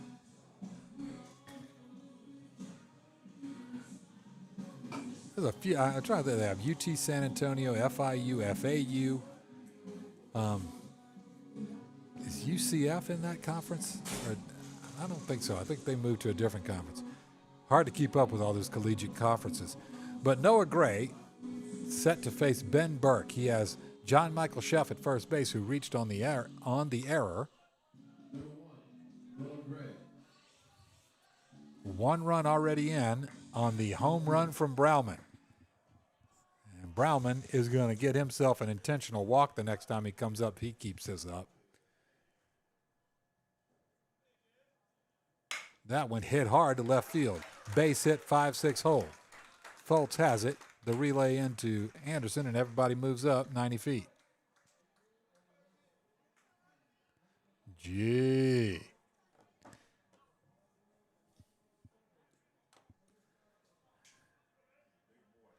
Jackson Rosales comes up, the big right fielder. 6'2", 205-pound senior. He has been hit by pitch and grounded out.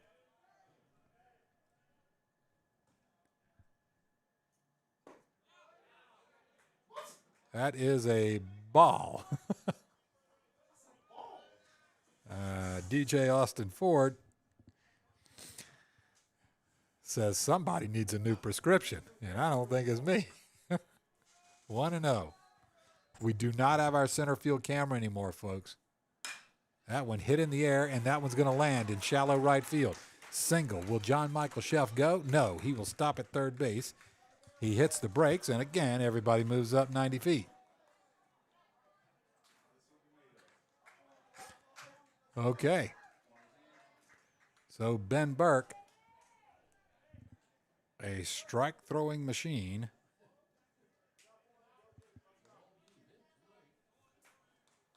Okay, it's going to bring up Connor Lockhart. He has singled up the middle and grounded out to third base.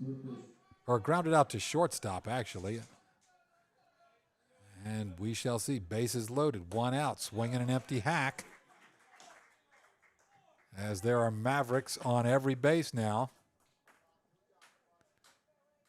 Connor Lockhart pulls something out of his pocket and consults it. He still have his phone? Oh, okay. That's it. I've never seen that. Yeah. Wow. Okay, 0-1.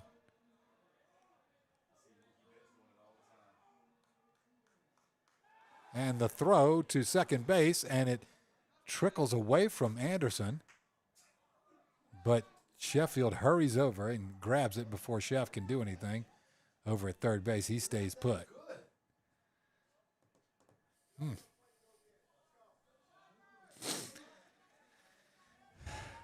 Ben Burke, a very accurate pitcher, throws a lot of strikes. If you're an aggressive hitter, you're going to get something to hit. Up high, a ball and a strike.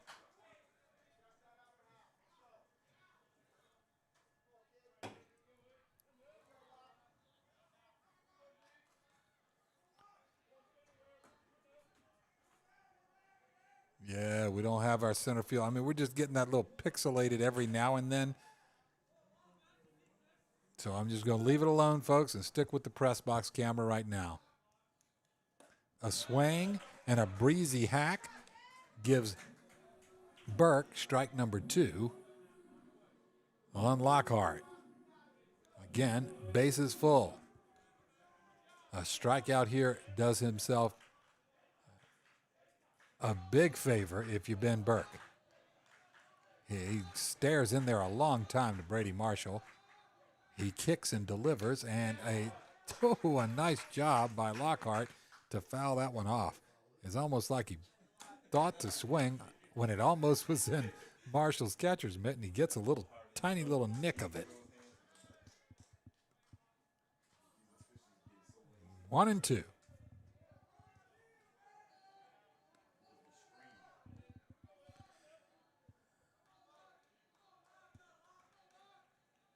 A swing and a breezy empty hack sends Lockhart back to the dugout and brings up Will Tomlinson. All right, Tomlinson has been called out on strikes and has walked. 2 outs, 5-4, Miller School of Albemarle from Virginia, top of the 4th inning. Ben Burke in relief throws a changeup that misses a tiny bit outside. Sheff at third, Gray at second, Rosales at first. Tomlinson in the batter's box.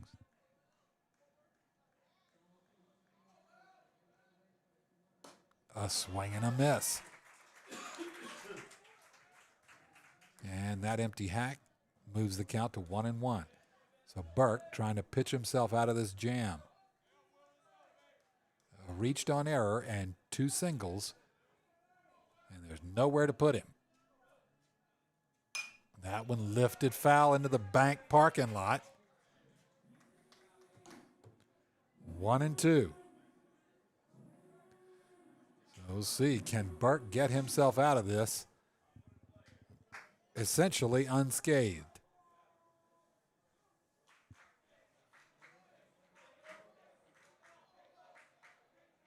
And he does. He gets a called strike 3 on a huge couple of strikeouts. All right, the top of the 4th, the Mavericks get 1 run. The big home run from Brauman. 3 hits, 1 error, 3 men left on base. We move to the bottom of the 4th inning now. It's 5-4 Miller School of Albemarle.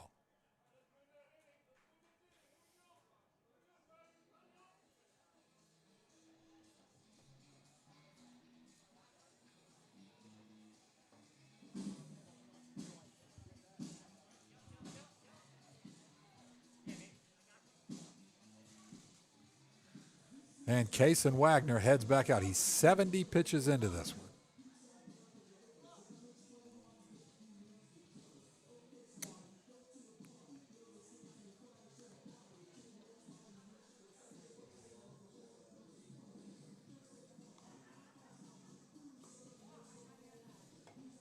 Well, last inning, Kason Wagner really found his breaking pitch. I mean, hit home with it over and over. And you pair that up with his 90s fastball.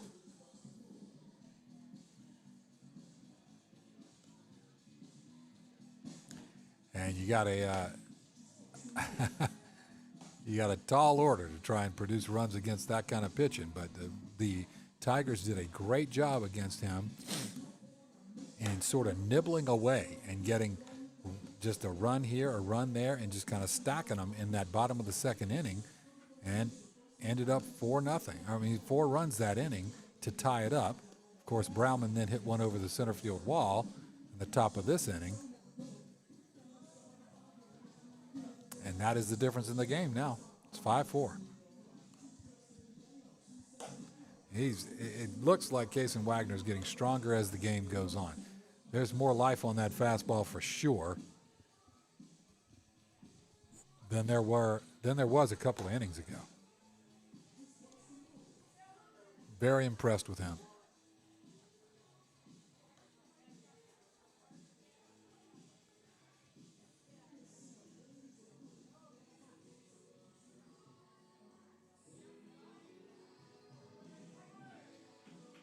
JM is going to Virginia Tech. Somebody, all right. Hey, man, that's what I need to see. I love it. This is real-time info here. Well, they need to change JM's perfect game profile. Isn't that where his dad coaches? Call me crazy, but I think that's right. Wilson Anderson, a swing and a miss. There's that breaking pitch, but that's off the mark outside.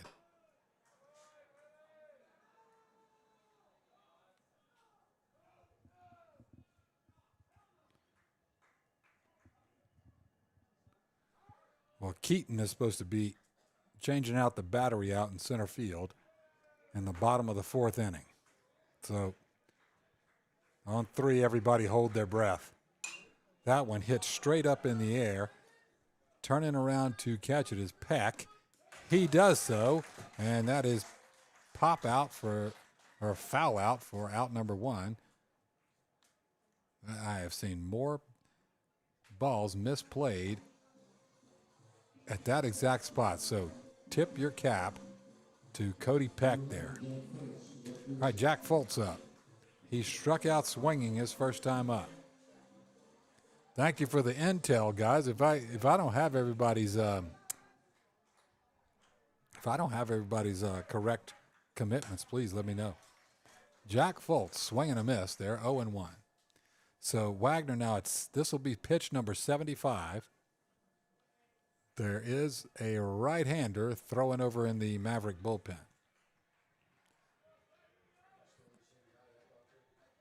Fultz, a 9-time All-Tournament selection, the senior, left fielder. That one off the mark, 2 wide, 1-1.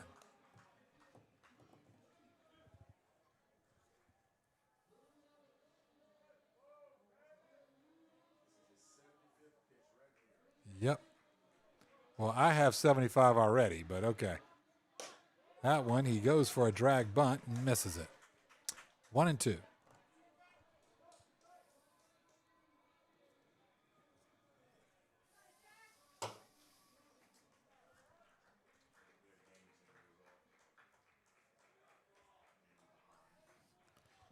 And the 1-2 from Wagner. Fastball is just too hot. A lot of steam on that one, and he gets it by Fultz for a swinging strikeout. Cannon Murtaugh comes up. Top of the order, future Virginia Cavalier, Cannon Murtaugh. He has flown out to right field and singled on that sort of check swing ground ball between first and second. There's that breaking pitch as Wagner dials it in for strike one, 0-1.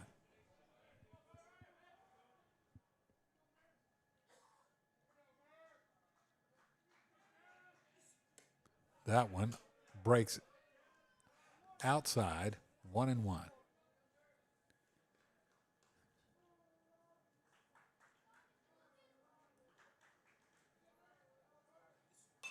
And a check swing in on the hands, gets a foul ball from Cannon Murtaugh, and the senior center fielder now staring down a 1-2 count on Wagner. He steps in.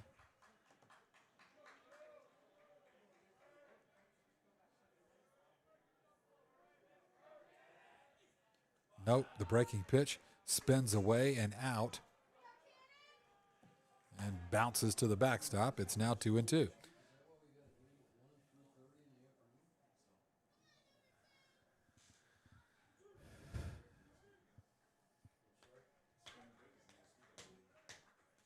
And the 2-2. He gets him on a fastball in on the hands, and he has, I bet that's half a dozen strikeouts on that exact pitch tonight. All right, no runs, no hits, no errors, nobody left on base. We move to the top of the fifth. It is 5-4 Mavericks.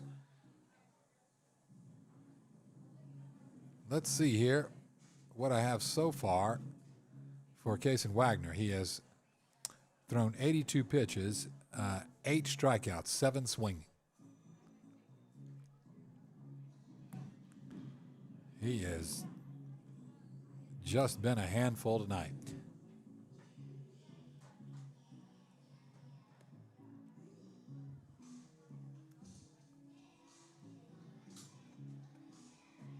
All right, 373 of you guys watching. Way to go, live streamers. Loving it, dude. Loving it. Boom. Jam on it by Nucleus. Who needs Shazam when you got me sitting here?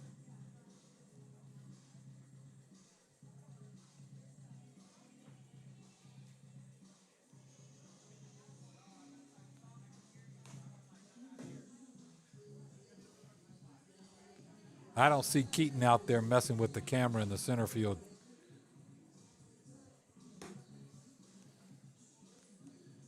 Center field camera. I don't see him messing with the battery out there. So I don't know. Maybe they had a stop payment on his paycheck and he's striking.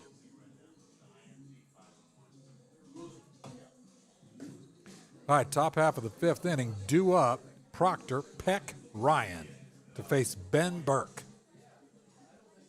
Burke got out of an inning last inning as he came on in relief. Spotted 2 base hits and then shut the door with 2 strikeouts. So now he'll get his own fresh inning for the first time, and he will face Gabe Proctor. Now, Proctor flew out to right field and walked.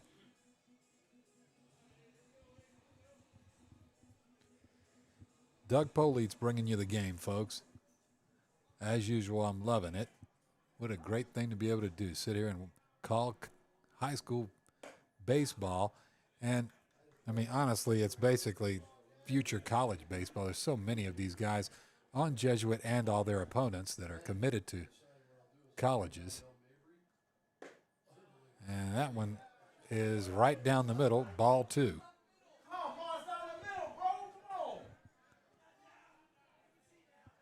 I mean, this guy, strike zone is tight as the top string on a Texas fiddle.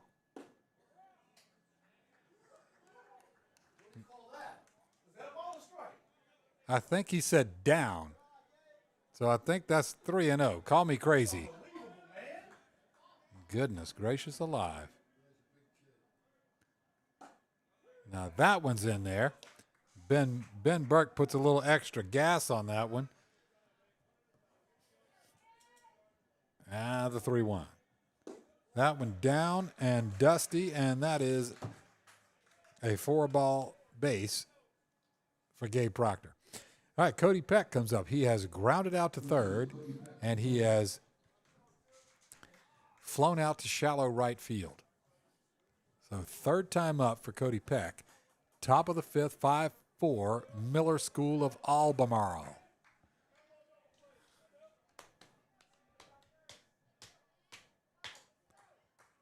And the throw over to first base. See, I don't have to keep flicking back and forth with that camera.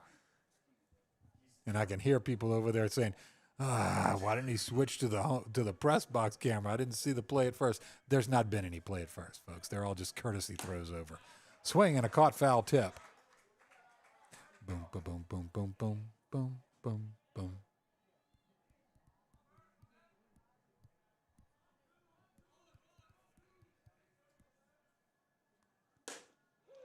Fastball. And that one at the letters, but that's a called strike. So, yeah, he's not going to call the one at the knees.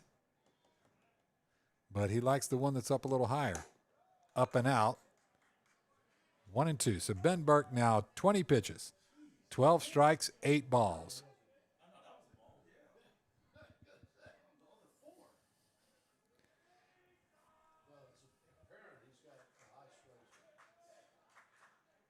A swing and an empty hack, and Ben Burke takes the umpire out of it and gets a swinging strikeout. And that's out number one. It's going to bring up Naomi Ryan, who the switch hitter. Absolutely. The switch hitter comes up to face left-handed Ben Burke. She has, popped up to third base and struck out. Squares to bunt, bunts down the third base line, and it stays foul.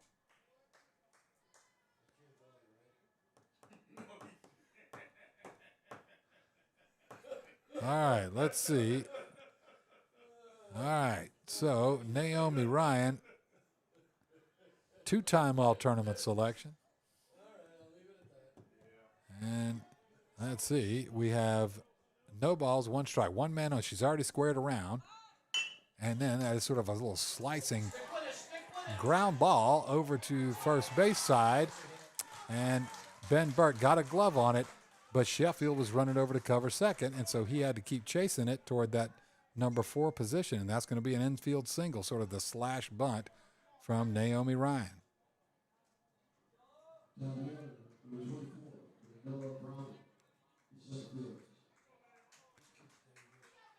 All right, Mandela Browman. Call me crazy, but there's a base open.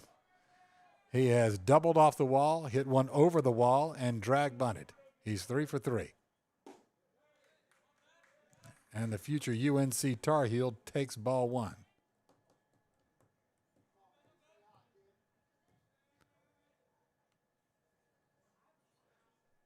The speedy center fielder takes a hack, but he fouls it straight back. And now it's a ball and a strike.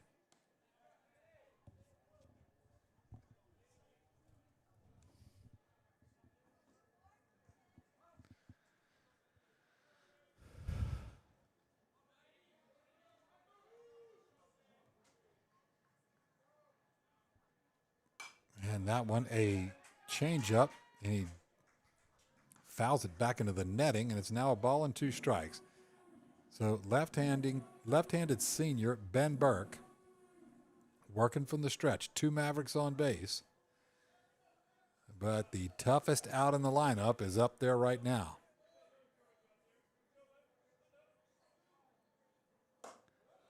Thought about it, didn't act on it. 2-2. Browman 3 for 3 tonight. A single, a double, a home run.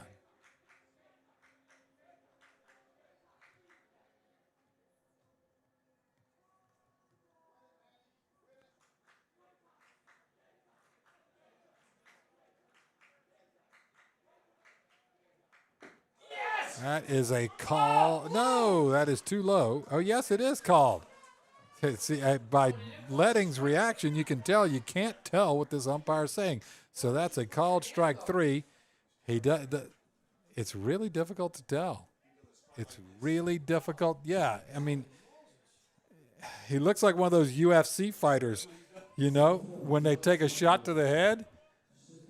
All right, John Michael Chef, and I am told that he's committed to Virginia Tech, not the Raging Cajuns, as his Perfect Game profile says.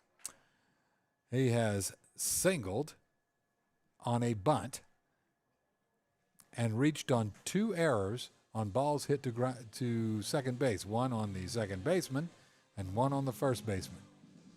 So at this point, you got Proctor at second, you got Ryan at first, and Chef in the batter's box with 2 outs.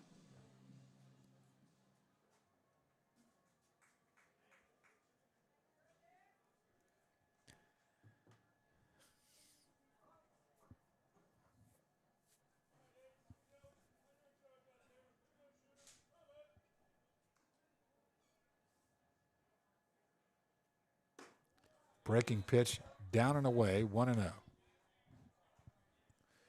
me see. Nope. All right, looks like Keaton is out there changing the battery, folks. We will see what happens there.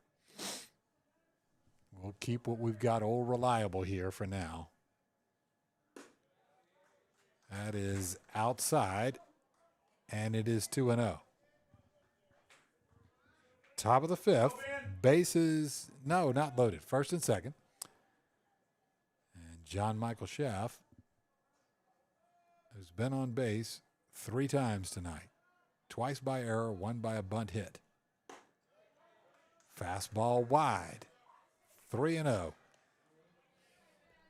Ben Burke has a 3-0 count on someone, folks. That might be the first time in 2 years.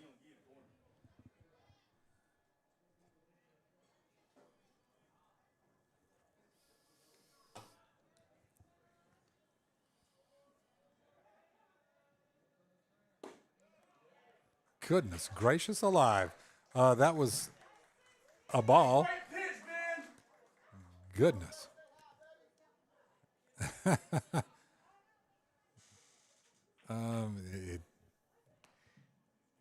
It looks pretty convincing that it was a strike, but none of us get a vote. All right. Noah Gray comes up with the bases loaded. Noah has singled to shallow right field, singled in the 5-6 hole to left field, and been called out on strikes. He is going to play for the East Carolina Pirates when he finishes up next year with Miller School.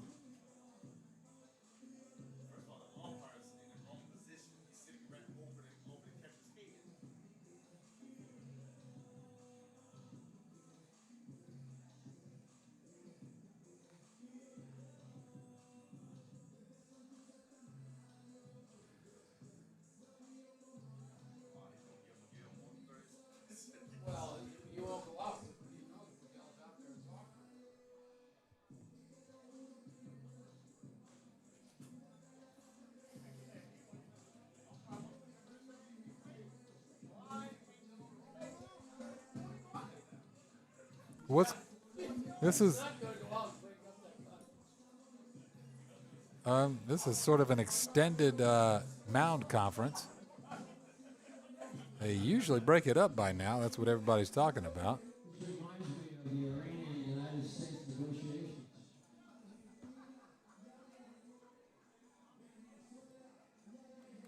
Sort of. I'm wondering if this is a standoff and Miguel is just really talking to the umpire and not really his own pitcher. And maybe like a silent protest to the tight strike zone. I really don't know, but this is an interesting thing to see.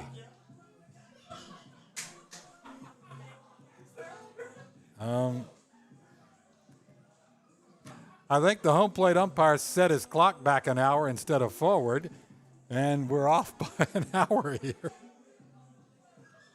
This is interesting.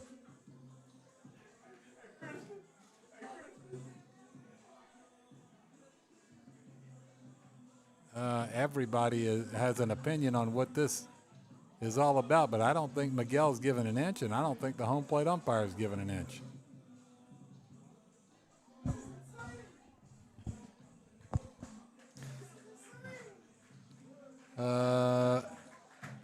Rusty, why don't you crack open those sandwiches we got back at the gas station?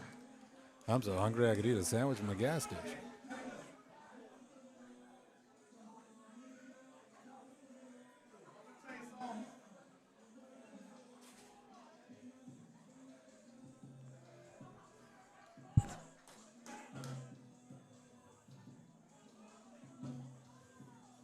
Well, maybe time for a little humor. Mr. Anderson, permit me. It's obvious you have a day job and you're all dressed up. You've been reading that billboard, please. You look very handsome this evening. Let's give Mr. Anderson a hand for dressing up.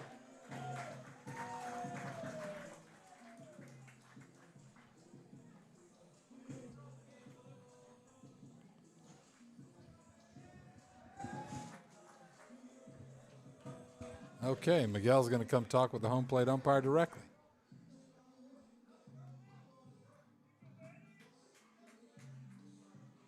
Don't get tossed, Miguel.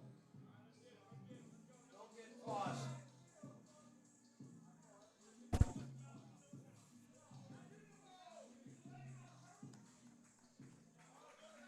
Okay, so that was interesting. So Noah Gray is now ready to step into the batter's box. Let's see. Do we have a? We do not have a center field camera. So, all right, empty count. Bases loaded. That one fouled straight back. Noah Gray gets a hack in, but it is a foul ball hack. Bases full of Mavericks, 0-1, 2 away, top of the fifth.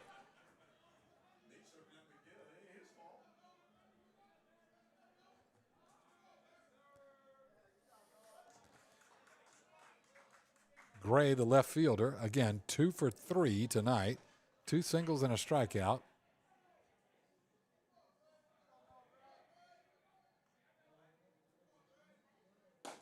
Fastball, that's right in there for strike 2. And Ben Burke quickly jumps up 0-2. Over 400 of you guys watching tonight. And the 0-2 offering into the windup. That one hit hard in the 5-6 hole. That is a base hit. Gabe Proctor scores. Around third and hitting the brakes is Naomi Ryan. And an RBI single from Noah Gray, his third hit of the night. Tacks on another run to the Maverick lead.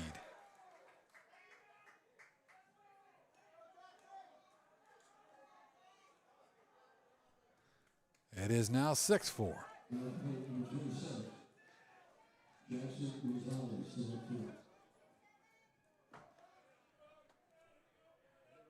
All right, Jackson Rosales. And is wide. He has been hit by a pitch, grounded out to second base, and singled to shallow right field.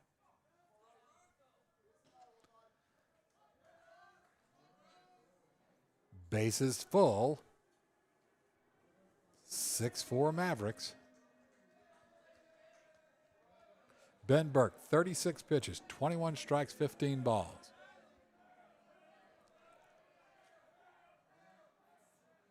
A swing and an empty hack, and it's 1-1.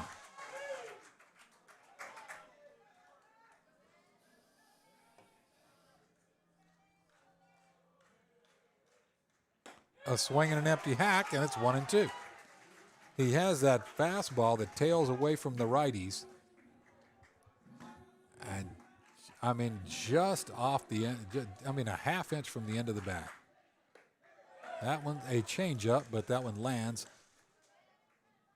on the far side. And it's taken. Deuce is wild. 2 balls, 2 strikes, 2 outs. 2 men in already. Or 2-run lead, sorry. And Rosales, the right fielder, Says, give me a second here.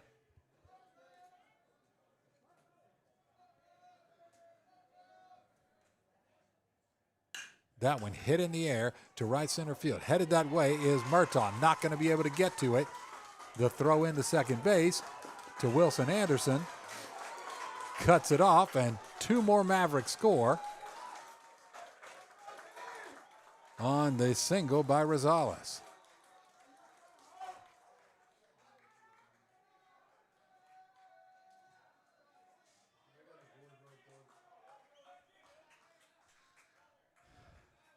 $11 hits. Yep. All right. Two more come in. It is now 8-4 Miller.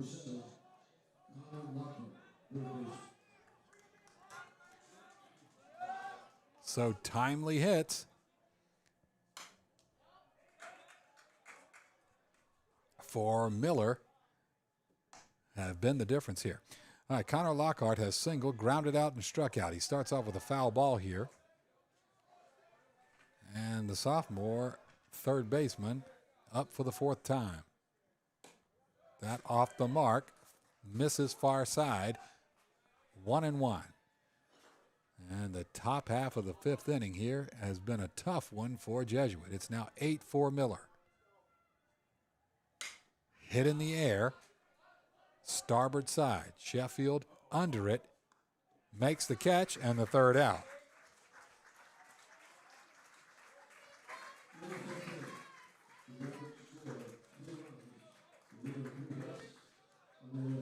Okay, in the top half of the fifth, 3 runs, 3 hits, no errors, 2 men left on base. We head to the bottom of the fifth, 8-4 Miller School.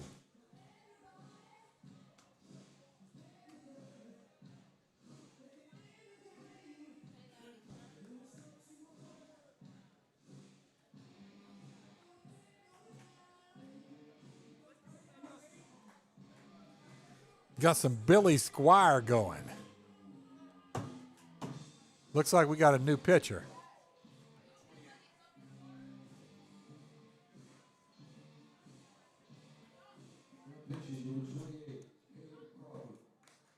Okay, number 28, Caleb Crawford.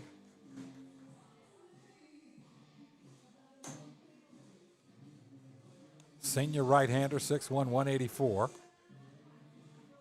The last reading I have from online research on Perfect Game is an 84 fastball. I'll let you know. I don't have a radar gun.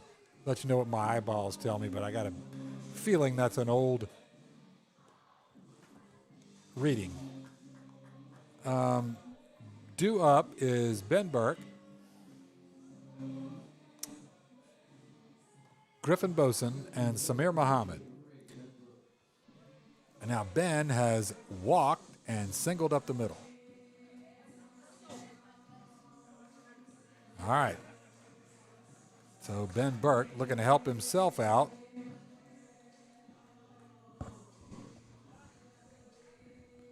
An OBP of 581 this year.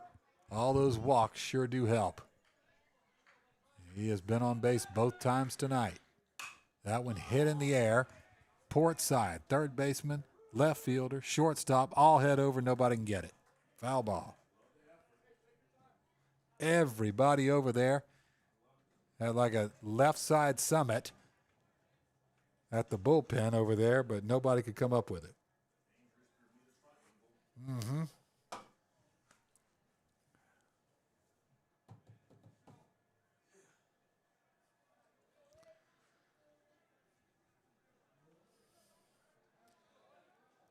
All right, let's see.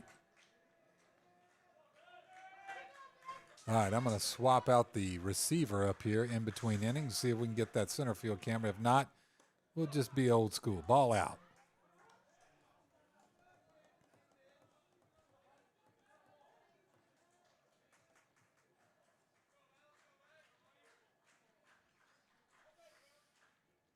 That one hit in the air, left side, shallow left center field.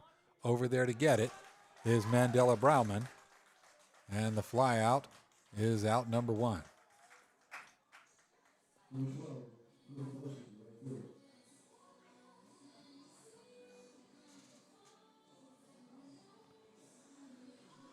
All right, Griffin Boson comes up.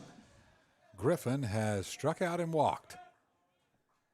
Facing Caleb Crawford on in relief of Kason Wagner. That one hit in the air to left field, and that one is not caught by Noah Gray out there. It gets past him to the wall. A standing double for Griffin Boson. And Jesuit, let's see if Jesuit can get something going here. All right, Samir Muhammad comes up.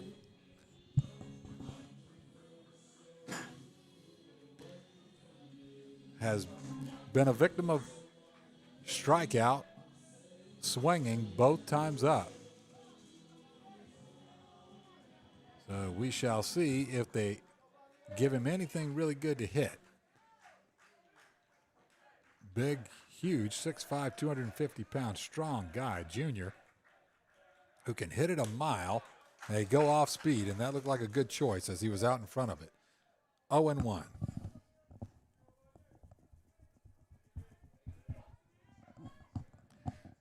Again, the future LSU Tiger.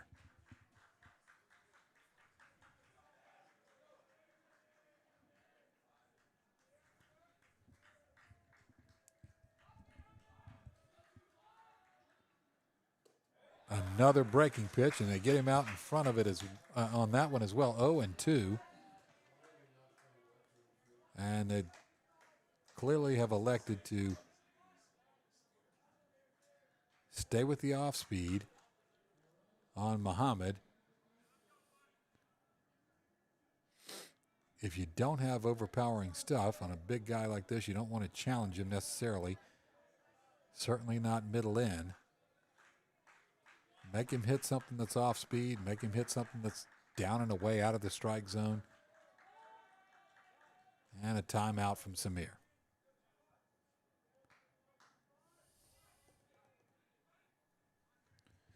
And a quick meeting between Peck and Crawford.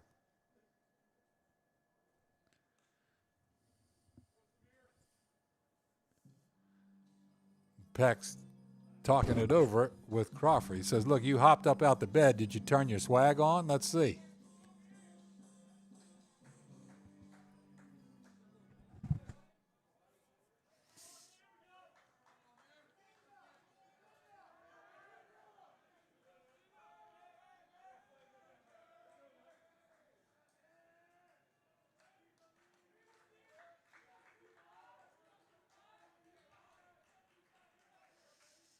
And he gets him swinging on another breaking pitch, down and dusty. And a huge strikeout for Caleb Crawford on Samir Muhammad, and that's going to bring up Bryce Besessi. Now, Besessi has walked and been called out on strikes. This would be a time, if you're swinging a clutch bat, this would be the time to do it. He's got Boson at second base.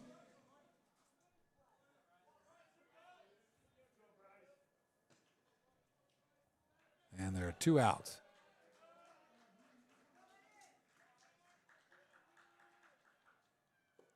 That one down.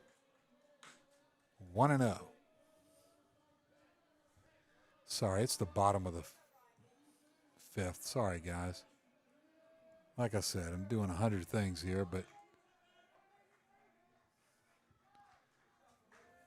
something's going to fall through at some point. 1-0.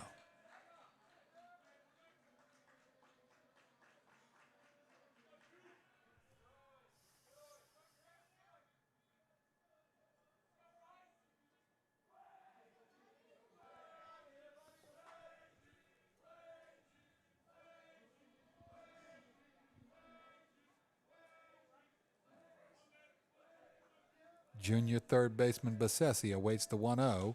He swings through it. On the tailing fastball, it's 1-1. Future Baylor Bear going to head over to Waco, Texas. But just a junior, so he has the remainder of this season here on Himes Avenue, and then next as well. 1-1.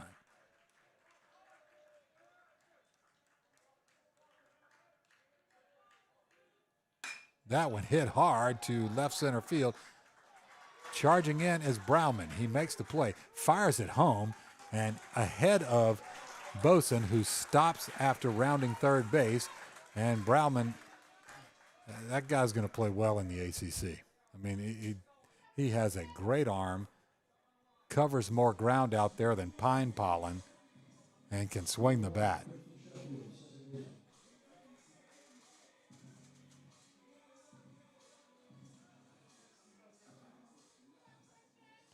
All right, Tigers at the corners brings up Christian Sheffield. He has walked and flown out to right field. And he swings through a breaking pitch.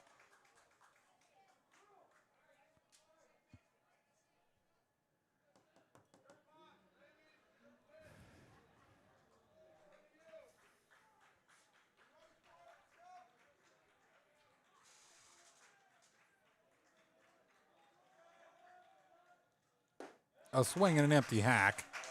0-2.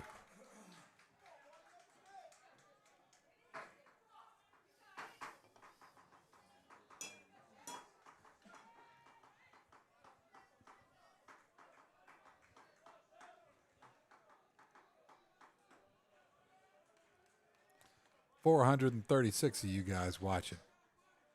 Give yourselves a round of applause out there. Fastball, far side, misses 1-2.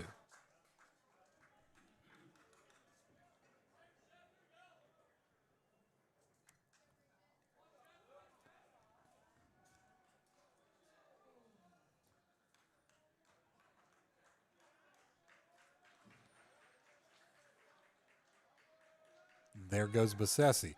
Swings through it. Strike three, and the inning is over. Okay, bottom half of the fifth. No Jesuit runs, 2 hits, no errors, 2 men left on base.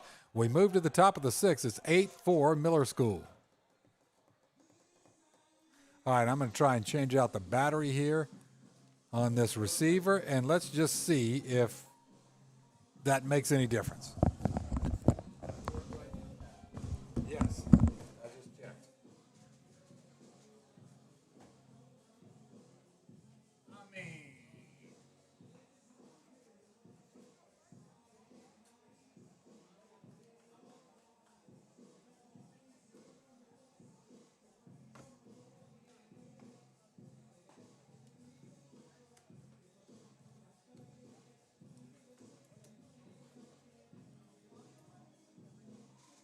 all right, let's see, Mike. Let's see if we get the center field camera. I know you've been waiting, man. All right, let's see. So Keaton's out there messing with it again, folks. That could be a great thing. That could be a horrible thing.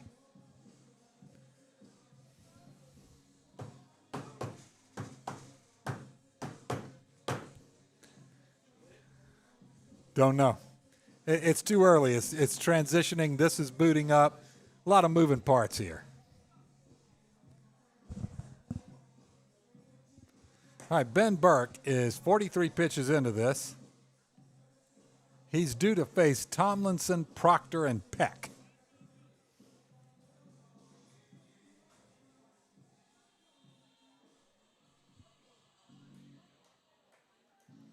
All right, Tomlinson has been called out on strikes twice and walked. Let's move to the top of the sixth now. Just stand by. That one fouled away.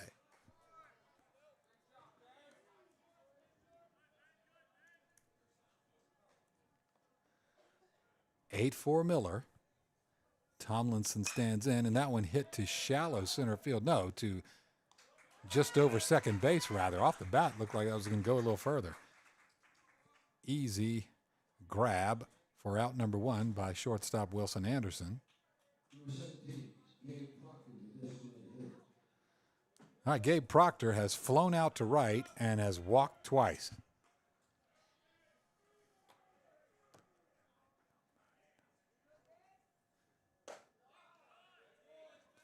Fastball misses near side, 1-0. A little too close to his belt buckle. That one swings and fouls it back over the press box.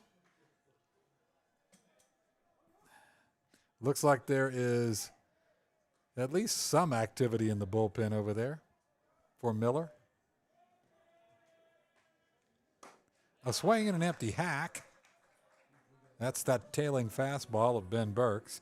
He has thrown 48 pitches, 30 strikes, 18 balls. Too tall, 2-2. And there's activity in the Jesuit bullpen as well.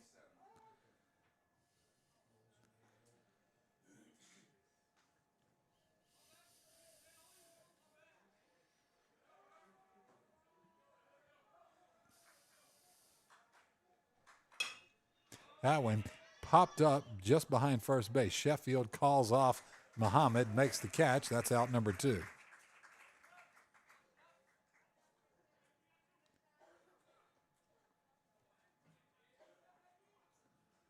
And Christian, a nice moving play over there. That is out number 2 here in the top half of the 6th.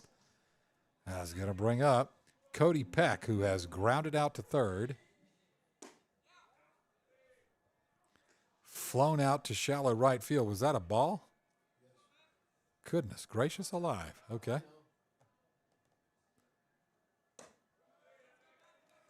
That one too high, so 2-0.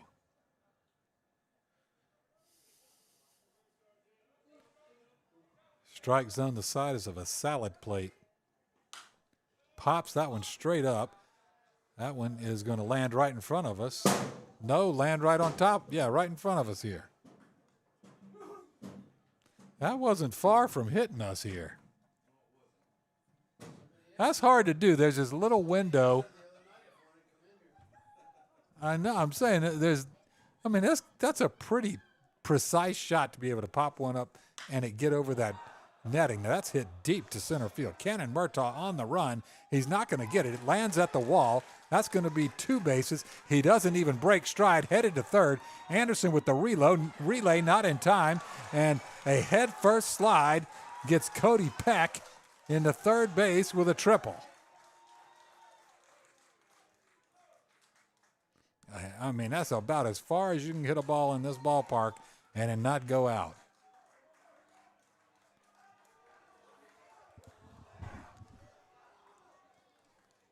The 12th hit for the visiting Virginians. Naomi Ryan has popped out. That is a bouncing ball up the middle. Anderson's got it. He gloves it and sends it over. It's caught by Muhammad for the third out.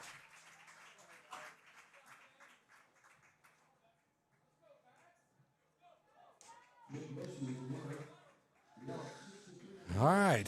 Top of the 6th, no runs, 1 hit, no errors, 1 man left on base. We move to the bottom of the 6th.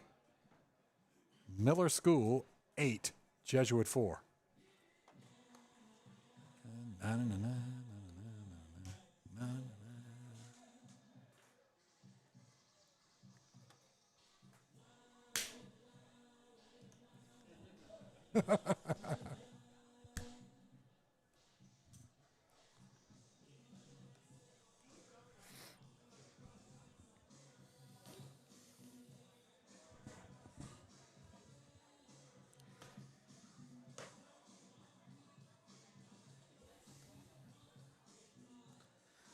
I do up Brady Marshall, Wilson Anderson, and Jack Fultz. What does that sound like, Mike? Sound like a few outs or a few hits or a few runs? Oh, sorry. I was saying Brady Marshall, Wilson Anderson, and Jack Fultz. That sounds like a few runs to me.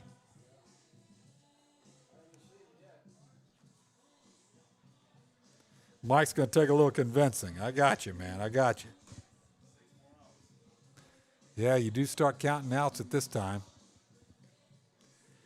All right, Austin, let's talk about some important stuff. You're not one of those guys who thinks Die Hard is not a Christmas movie, huh? You're not one of those guys that says that, right? I mean, that's a Christmas movie. Ah, thank you.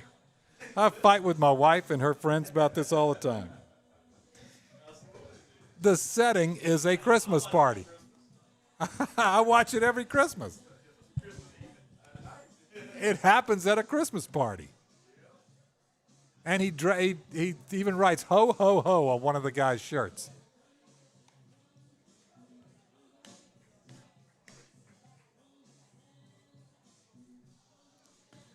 All right, Brady Marshall coming up, folks.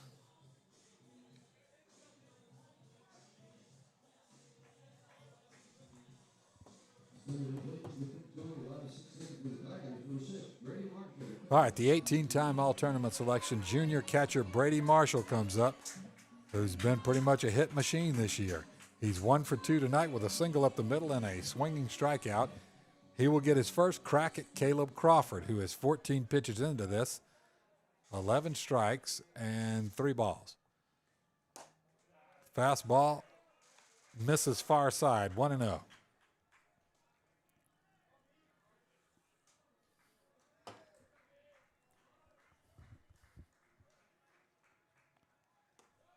Up and out, 2-0. How about that? Yep, we got us a center field camera, folks. All the moving parts for now look like they're working. That one hit in the air right at second baseman Will Tomlinson, who makes the grab in the first out. Boy, that Brady Marshall is just on fire this year.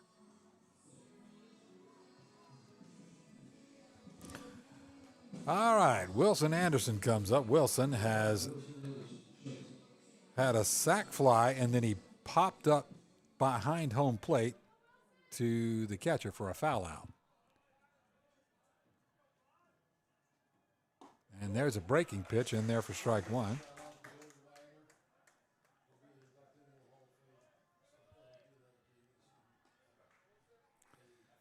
And the 1-0.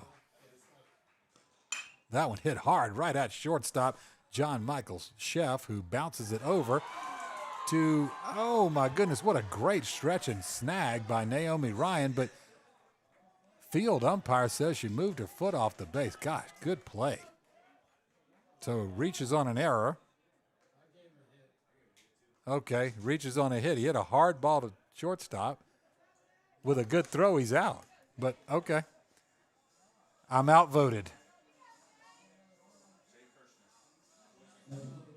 That's going to be a hit, according to the official score. So that's going to bring up Jay Kirchner, senior, to bat for Foltz.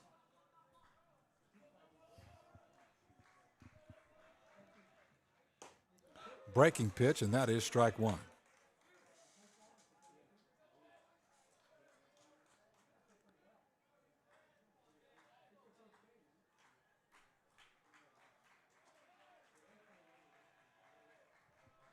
All right, Nashville, Tennessee. All right. Welcome to the chat. Nope, outside to Kirchner. It's a ball and a strike. Bottom of the sixth inning. One away. Wilson Anderson on first base after the infield single.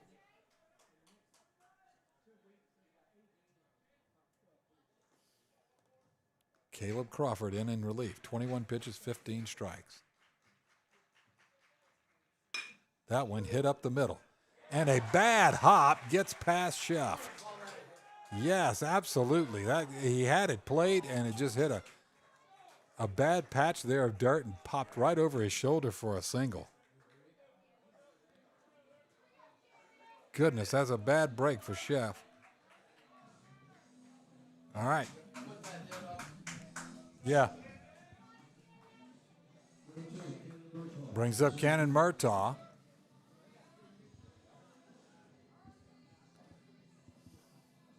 Now Cannon has flown out to right field, singled in the 3-4 hole over there, and struck out. Up for the fourth time. And it looks like, is Coach Wagner going to make a change? No, he's just going to meet. I don't think he's making a change here. Cannon Murtaugh, future University of Virginia Cavalier. Tied for the lead in doubles Oh, look at Drew. There's Drew. Louis Martinez unloads all kind of stuff to Drew, who races away. Okay, 2 Tigers on base. Murtaugh, the center fielder, he's had a lot of activity out there this game.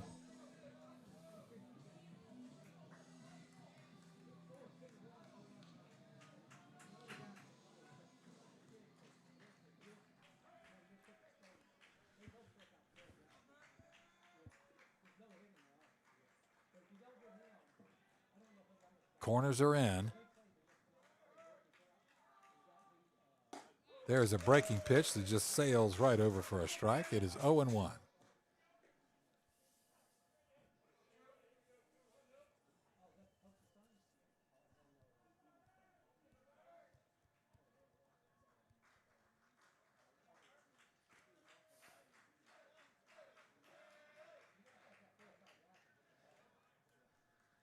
Crawford steps off.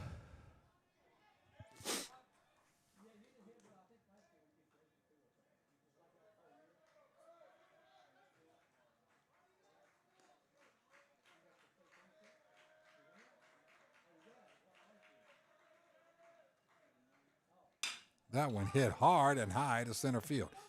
Back to the warning track is Brauman. Makes the grab, and the relay in to shortstop keeps everybody right where they were. Nice piece of hitting by Murtaugh, but it does get run down by Brauman out there.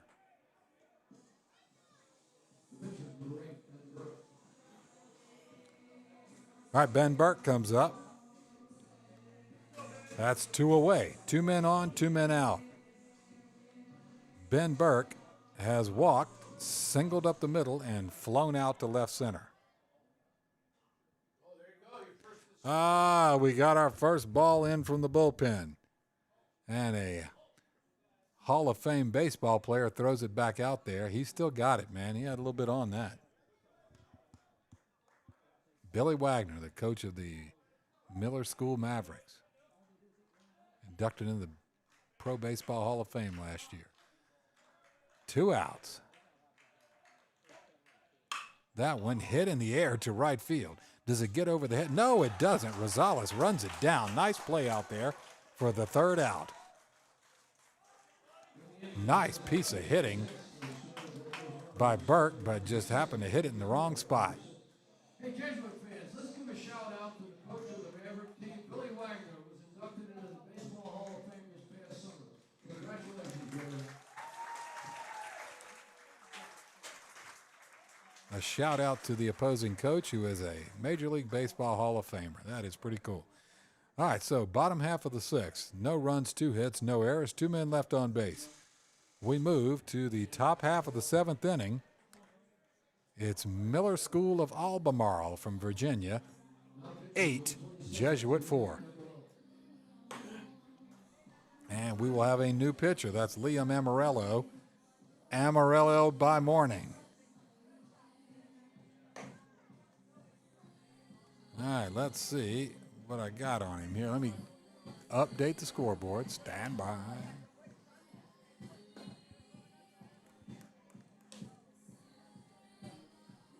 Eight, 4.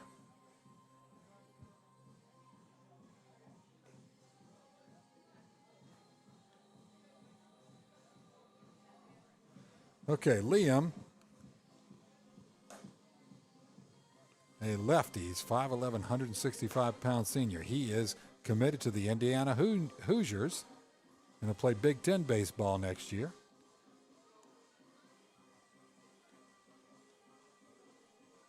Fastball that nears 90 miles an hour. The main thing with him is he has so much life on that fastball. It runs and darts away from a right-hander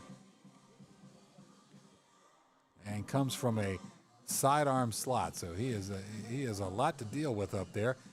But he has met his match with this next hitter, who is Mandela Brauman, who is a triple short of the cycle tonight. He has doubled, singled, homered, and been called out on strikes. He is a future North Carolina Tar Heel. Six-time all-tournament selection Amarillo kicks and delivers, and that is strike one. Yeah, as signaled by them. And that one is swung on and fouled straight back as that one got in on the hands of Brauman. I mean, the home plate umpire, it's almost as though he's just adjusting his tie, as that's about as subtle as it can be. And here comes another ball in from the bullpen. The ball from Amarillo is a ball, 1-2. The ball that came in from the visiting bullpen is headed back out there. Okay.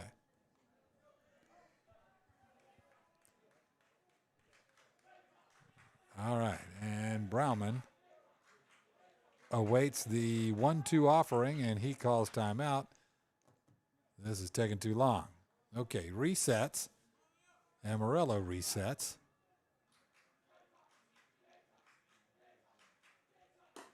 Fastball, far side miss, 2-2.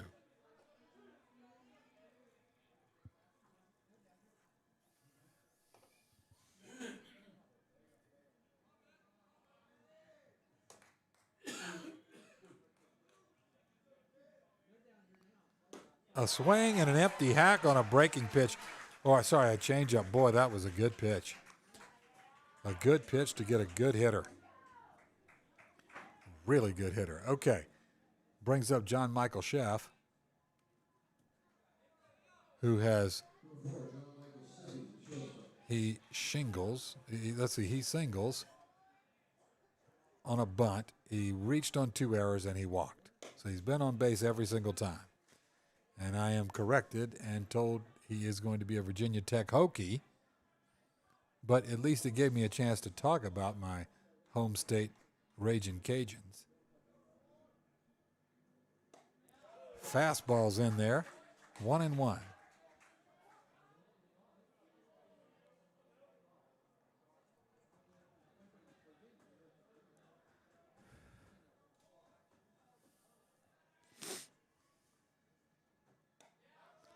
That is a breaking pitch that is sails wide, 2-1.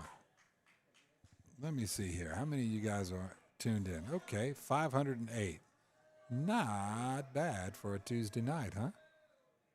That one bounces over to second baseman Sheffield.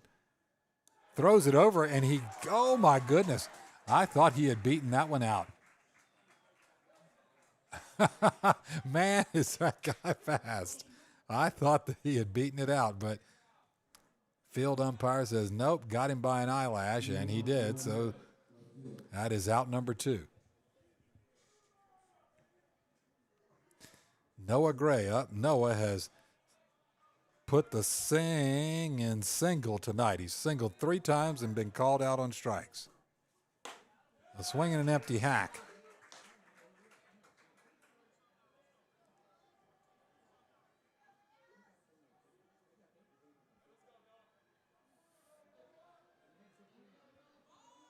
And a drag bunt, and that's probably going to be a single as well. No play at first base, and Noah Gray is like the REO Speedwagon High Infidelity album. He has 4 singles that are hits. Beautiful. 4 hit singles tonight. What a night for him. Can you name the 4 singles that were hits off that album? Jackson Rosales. He's been hit by pitch, grounded out, singled and singled. Okay, I'm going to try, guys, but well, maybe I'll hold off. But I think I can name all 4 hit singles from that album. Yeah! And he does go 0-2. Come on, chatsters. Let's see if anybody can dig into the archives without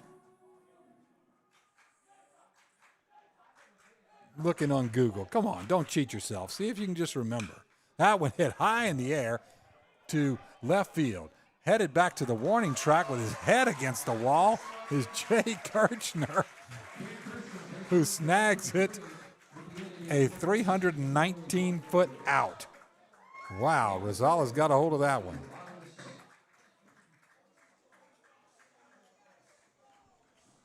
Okay, in the top of the seventh, no runs, one hit, no errors, one man left on base. We go to the bottom of the seventh. It's 8-4 Miller School. Folks, don't forget, Tiger fans, Jesuit basketball plays Fleming Island tomorrow at 1 o'clock in the state Final Four. Bring home the state, that's for the state championship. Right now, 11 for them and 7 for us. Yeah, this is for the state championship in basketball.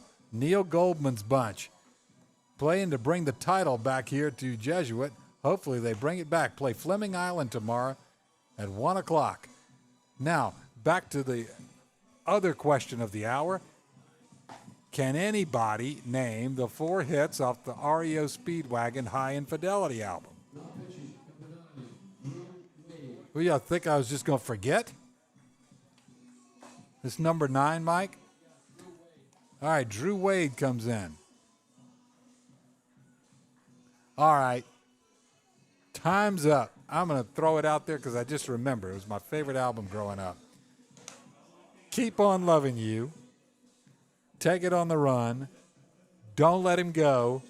And In Your Letter. But the other 6 songs were awesome on that album, too. How about that? I'm digging into the archives for you guys here. All right, Griffin Boson comes up, and he will face Drew Wade. Drew Wade, an 18-time all-tournament selection. He's the number 6 right-handed pitcher in the state of Virginia. Fastball up to 86 as a sophomore. And Boson has struck out, walked, and doubled.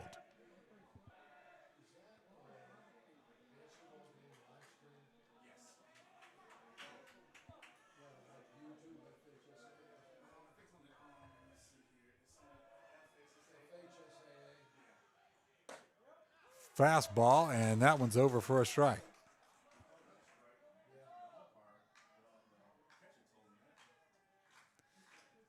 All right, Drew Wade's got fans up in Maryland watching him. Thank you for joining the live stream, folks. That's Mrs. Far Side, 1-1.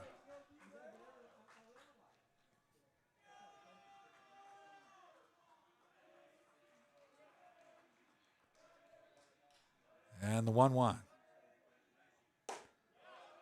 Griffin Boson thought about it, did not offer. 2-1.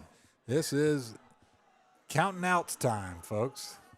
Down to 3 outs for Jesuit, 4 runs back. Need some base runners. Fastball, misses far side, 3-1.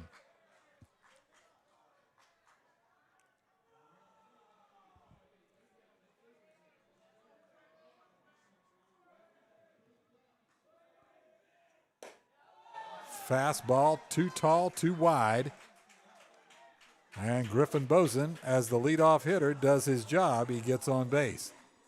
Brings up Samir Muhammad.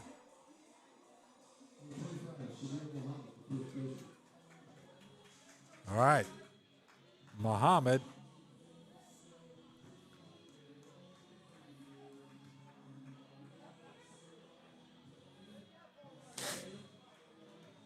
has been challenged all night long by this pitching staff, and they've sent him back to the dugout each time. Has not been given a whole lot to hit, and Wade starts him off with a breaking ball for a low strike, 0-1. The throw over to first base does not get Boson, and the 0-1.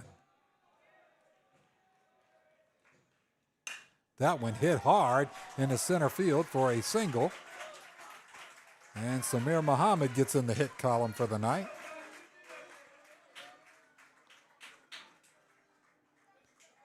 Moves Boson up to second base.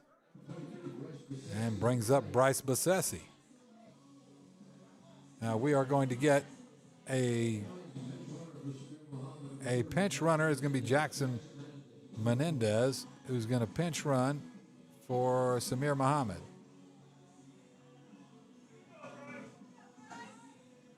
And Bryce Bessesi up. He has walked, been called out on strikes, and singled. He is 1 for 2 on the night. Got the center field camera back up and running again, folks. That one hit hard to left center field. Headed that way is Noah Gray. He makes the catch for the first out of the inning, and nobody can move.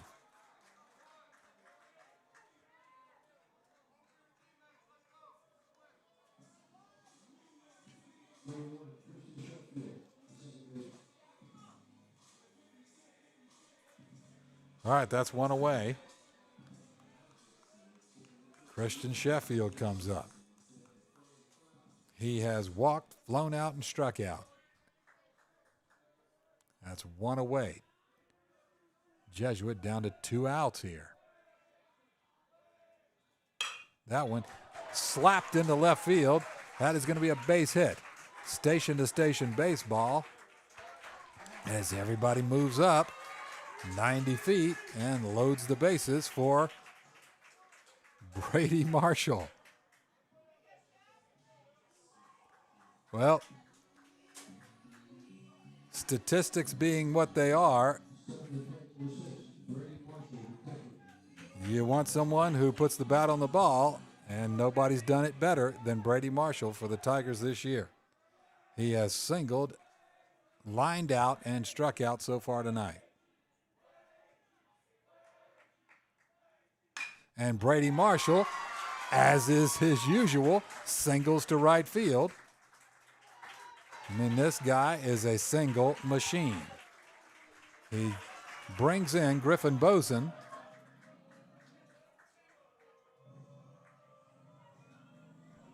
And it's 8-5. In to run for him, for Marshall.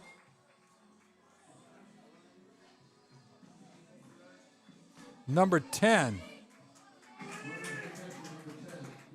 Nico Perez is going to run for him. He's going to bring up Wilson Anderson now. It is now 8-5. And he is hit by pitch, and that will bring in a run.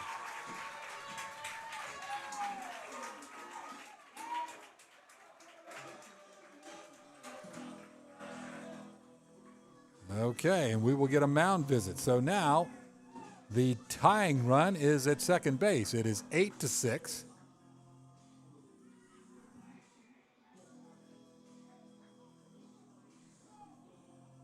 And in the batter's box will be Jay Kirchner. Bottom of the 7th. Miller School 8, Jesuit 6. 1 out. Jay Kirchner up. There is Christian Sheffield, who singled to left. Nico Perez at second. Christian's at third. At second is Nico Perez. He's running for Brady Marshall, who singled to right. Wilson Anderson at first base.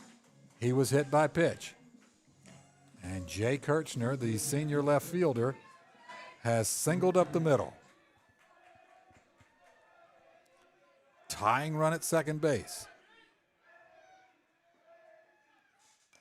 A swing and a foul tip off the chest protector of Cody Peck. And the count is 0-1. So Drew Wade, 12 pitches in relief, 7 strikes, 5 balls.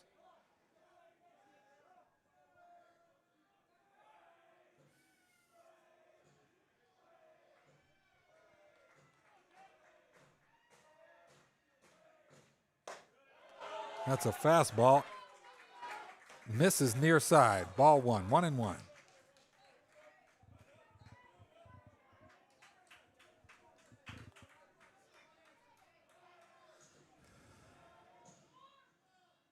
That one bounced in there. Nicely done by Cody Peck. I mean, that's so valuable to have a catcher that can do that, because then it allows you to throw breaking balls, throw off speed in the dirt. Because remember, Christian Sheffield, who's tough as a $3 steak over at third base, he's going to score if he gets the slightest chance. That one hit to shallow right field. Sheffield scores. Nico Perez comes around. He will score. Anderson slides into third base. He's safe. And Jay Kirchner ties it up with a 2 RBI single to the opposite field.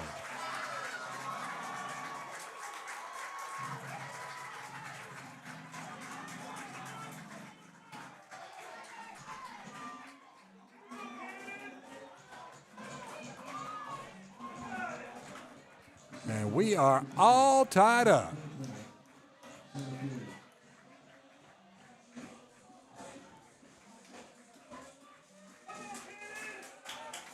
All right, that brings up Cannon Murtaugh. Cannon has flown out to center field, flown out to right field, singled, and struck out. They are going to put Cannon Murtaugh on base.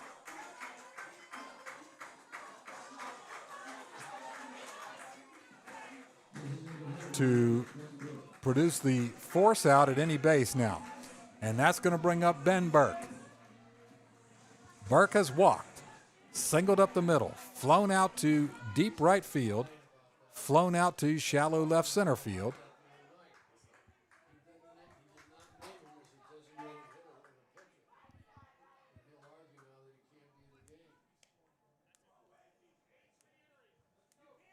He is the DH.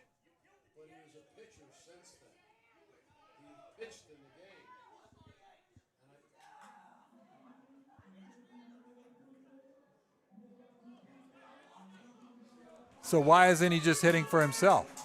Why isn't he just hitting for himself?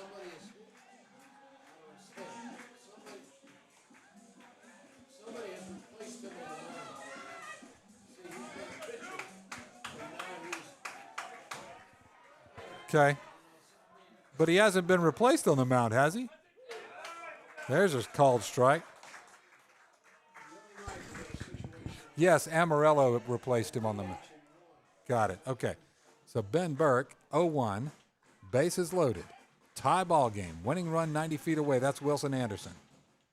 Burke slaps it right at shortstop Chef, who grabs it. And everybody runs back to their bases. That's out number 2.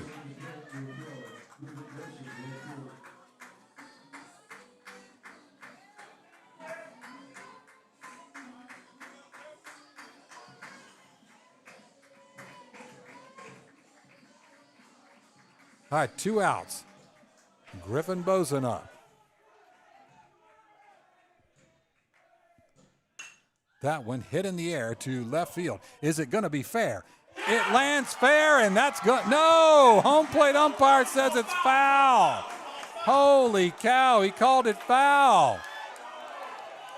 Oh, my goodness. That really looked like that was fair, but he's standing right on the line, folks. I'm not.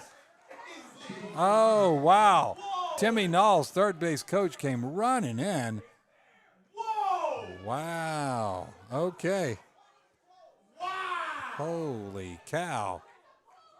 That is terrible. Holy cow. Okay. It is 0-1. After all that, it's just a foul ball. My goodness, my goodness, my goodness.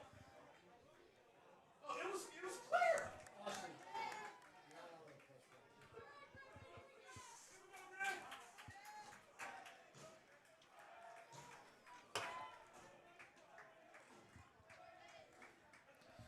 Okay, here comes the 0-1.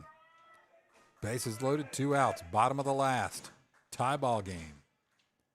That one hit in the air. Line drive left field. Griffin Boson walks it off. Wilson Anderson crosses home plate, and they all go to mob Griffin Boson, who drives in the winning run on a single to left field, an opposite field single, to complete the 9-8 comeback win over the visiting Miller School Mavericks, who came here to play tonight and looked like they had this one wrapped up with an 8-4 lead. Headed into this bottom of the last inning, but Jesuit with a heck of a comeback. Wow.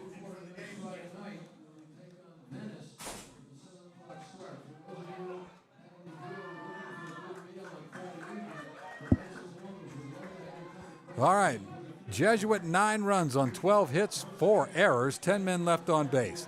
Miller School of Albemarle, Virginia, 8 runs on 13 hits, no errors, and 11 men left on base. What a game. Man, oh man, we were treated to a great game, saw some great talent, great pitchers, great defense, just exceptional game. A come from behind win for Jesuit. Good luck to Miller School, who I'm sure is playing some other area teams while they're here in town on their spring break. Safe travels to them and their fans. And we will see you guys on Friday night as Venice comes to town.